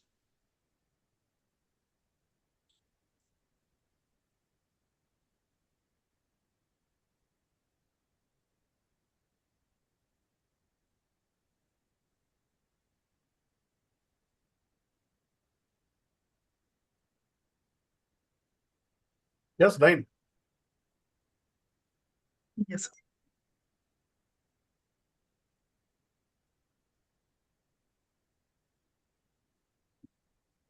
Shall I repeat the question, sir?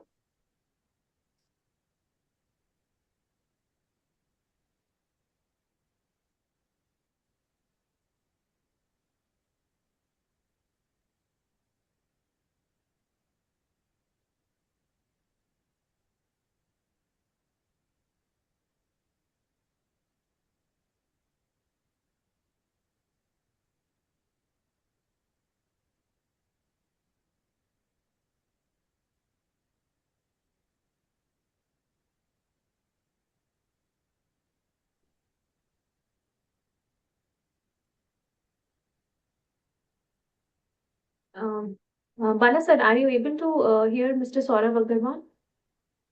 Yeah, I am able to hear. I thought you were going to answer. Oh,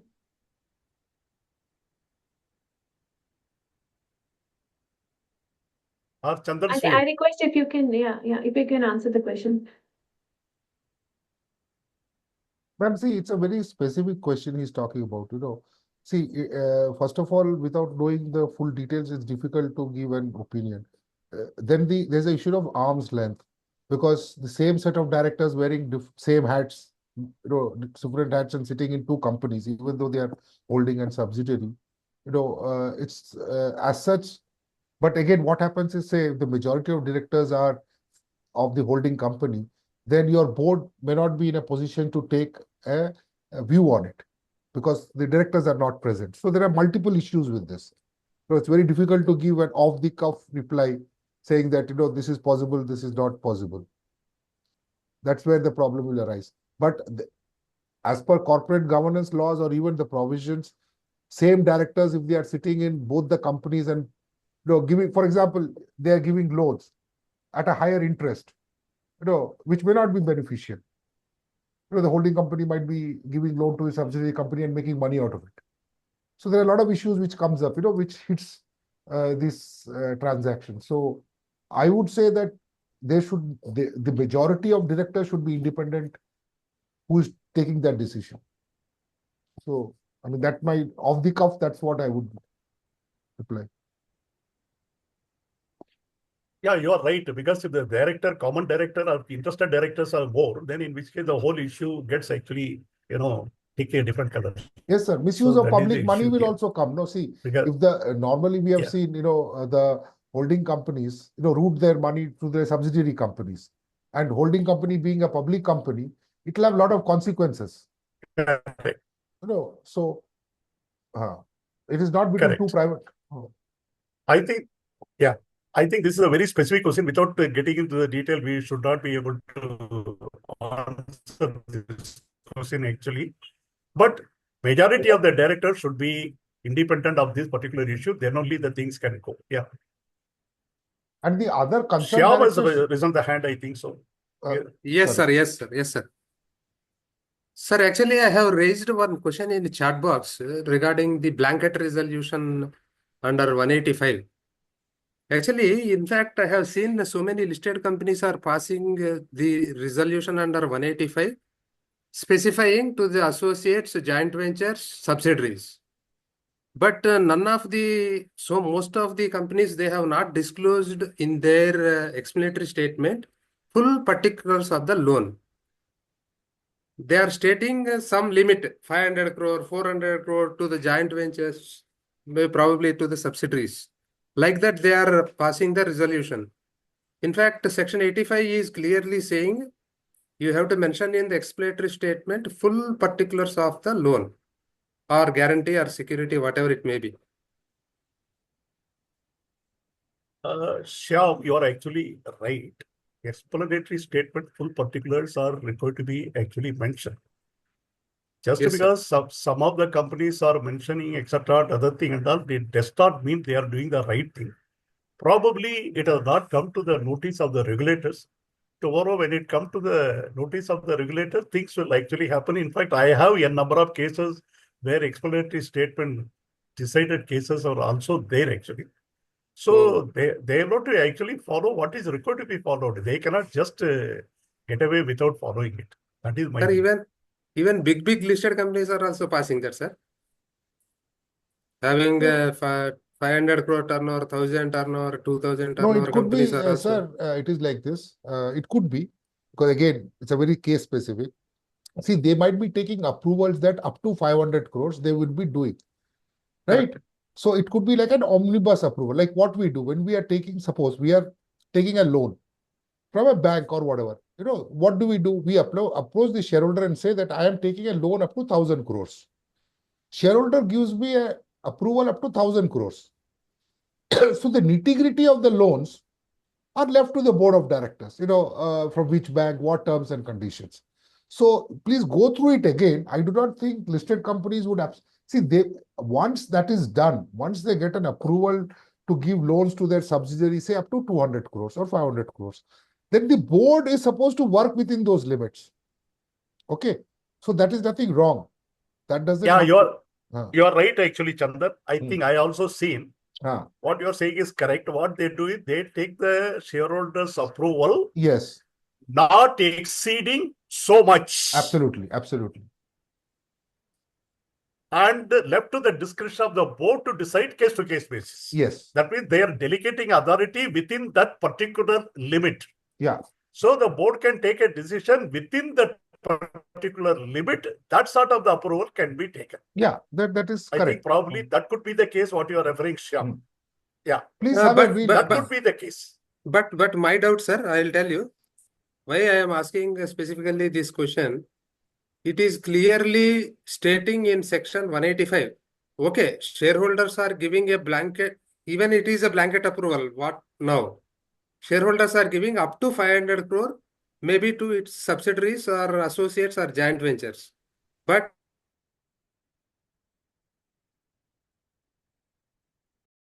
intimation to full particulars of that loan to shareholders, not if it is goes to directors, it will not go to, that disclosure will not go to shareholders. Though that limit is there. No, Mr. Shyam, it's like this. There are two parts to this. They are first taking an approval. Okay, subsequently, when they do the loan transaction, they would have to come back again. I think you go through. That's why I said it's very difficult, to often say something, it will be absolutely wrong on our, at least on my part, to, sit judgment on something which I have not seen. Shyam, So we have to Shyam, you are understand right. what is the underlying transaction. What you said is, Yeah, Shyam, you are right actually. But the thing is that the disclosure will be called for later once the transaction is done. That is what Mr. Chandan is also saying. Because you see, blanket approval is not exceeding the limit is given to them. But whatever they are doing it, the disclosure will come actually later to the shareholder. That definitely will be the case. Because you need to see the subsequent things also. Yeah. Okay. Okay, sir. Yes, Thank Nayan. you, Shyam. So I think, sir, we can close the session now. Yes. So, there are more participants who raised the hand. I think due to time constraint, we cannot take this further. Yeah, because we are already closer to 125 or Yeah. something like that. Yeah. Yeah. So thank you, Pala sir, and thank you participants for being the part of this webinar. And thank you, Chandan sir, for Yeah, you're giving your welcome. insights. Thanks a lot to everybody. Chandan, many Thank thanks you, sir. for accepting our invitation, being our part of it. Nayan, being a practicing company secretary, you have definitely handled it. You added value. That is one thing. And I express my sincere regret for the inconvenience to the participant at some time because of the internet connectivity which has happened, which is beyond my control. Nothing is in my hand. I can only change the network from one to other. That's what I could do. Anyway, all said and done, I think I enjoyed the session. It is really good. It is nice to meet you people. Even it is good to see at this particular time around 120 participants are still there. It shows the thing. Let us all take a pledge that we will do the right thing, whether we are in employment or we are in practice. We will work for the profession. We will actually uphold our professional values and ethics. That is what my request to all of the younger generations here. I think I have a privilege to request all of you to do that. Yeah. Thanks a lot. Thank you so much. Thank you so much.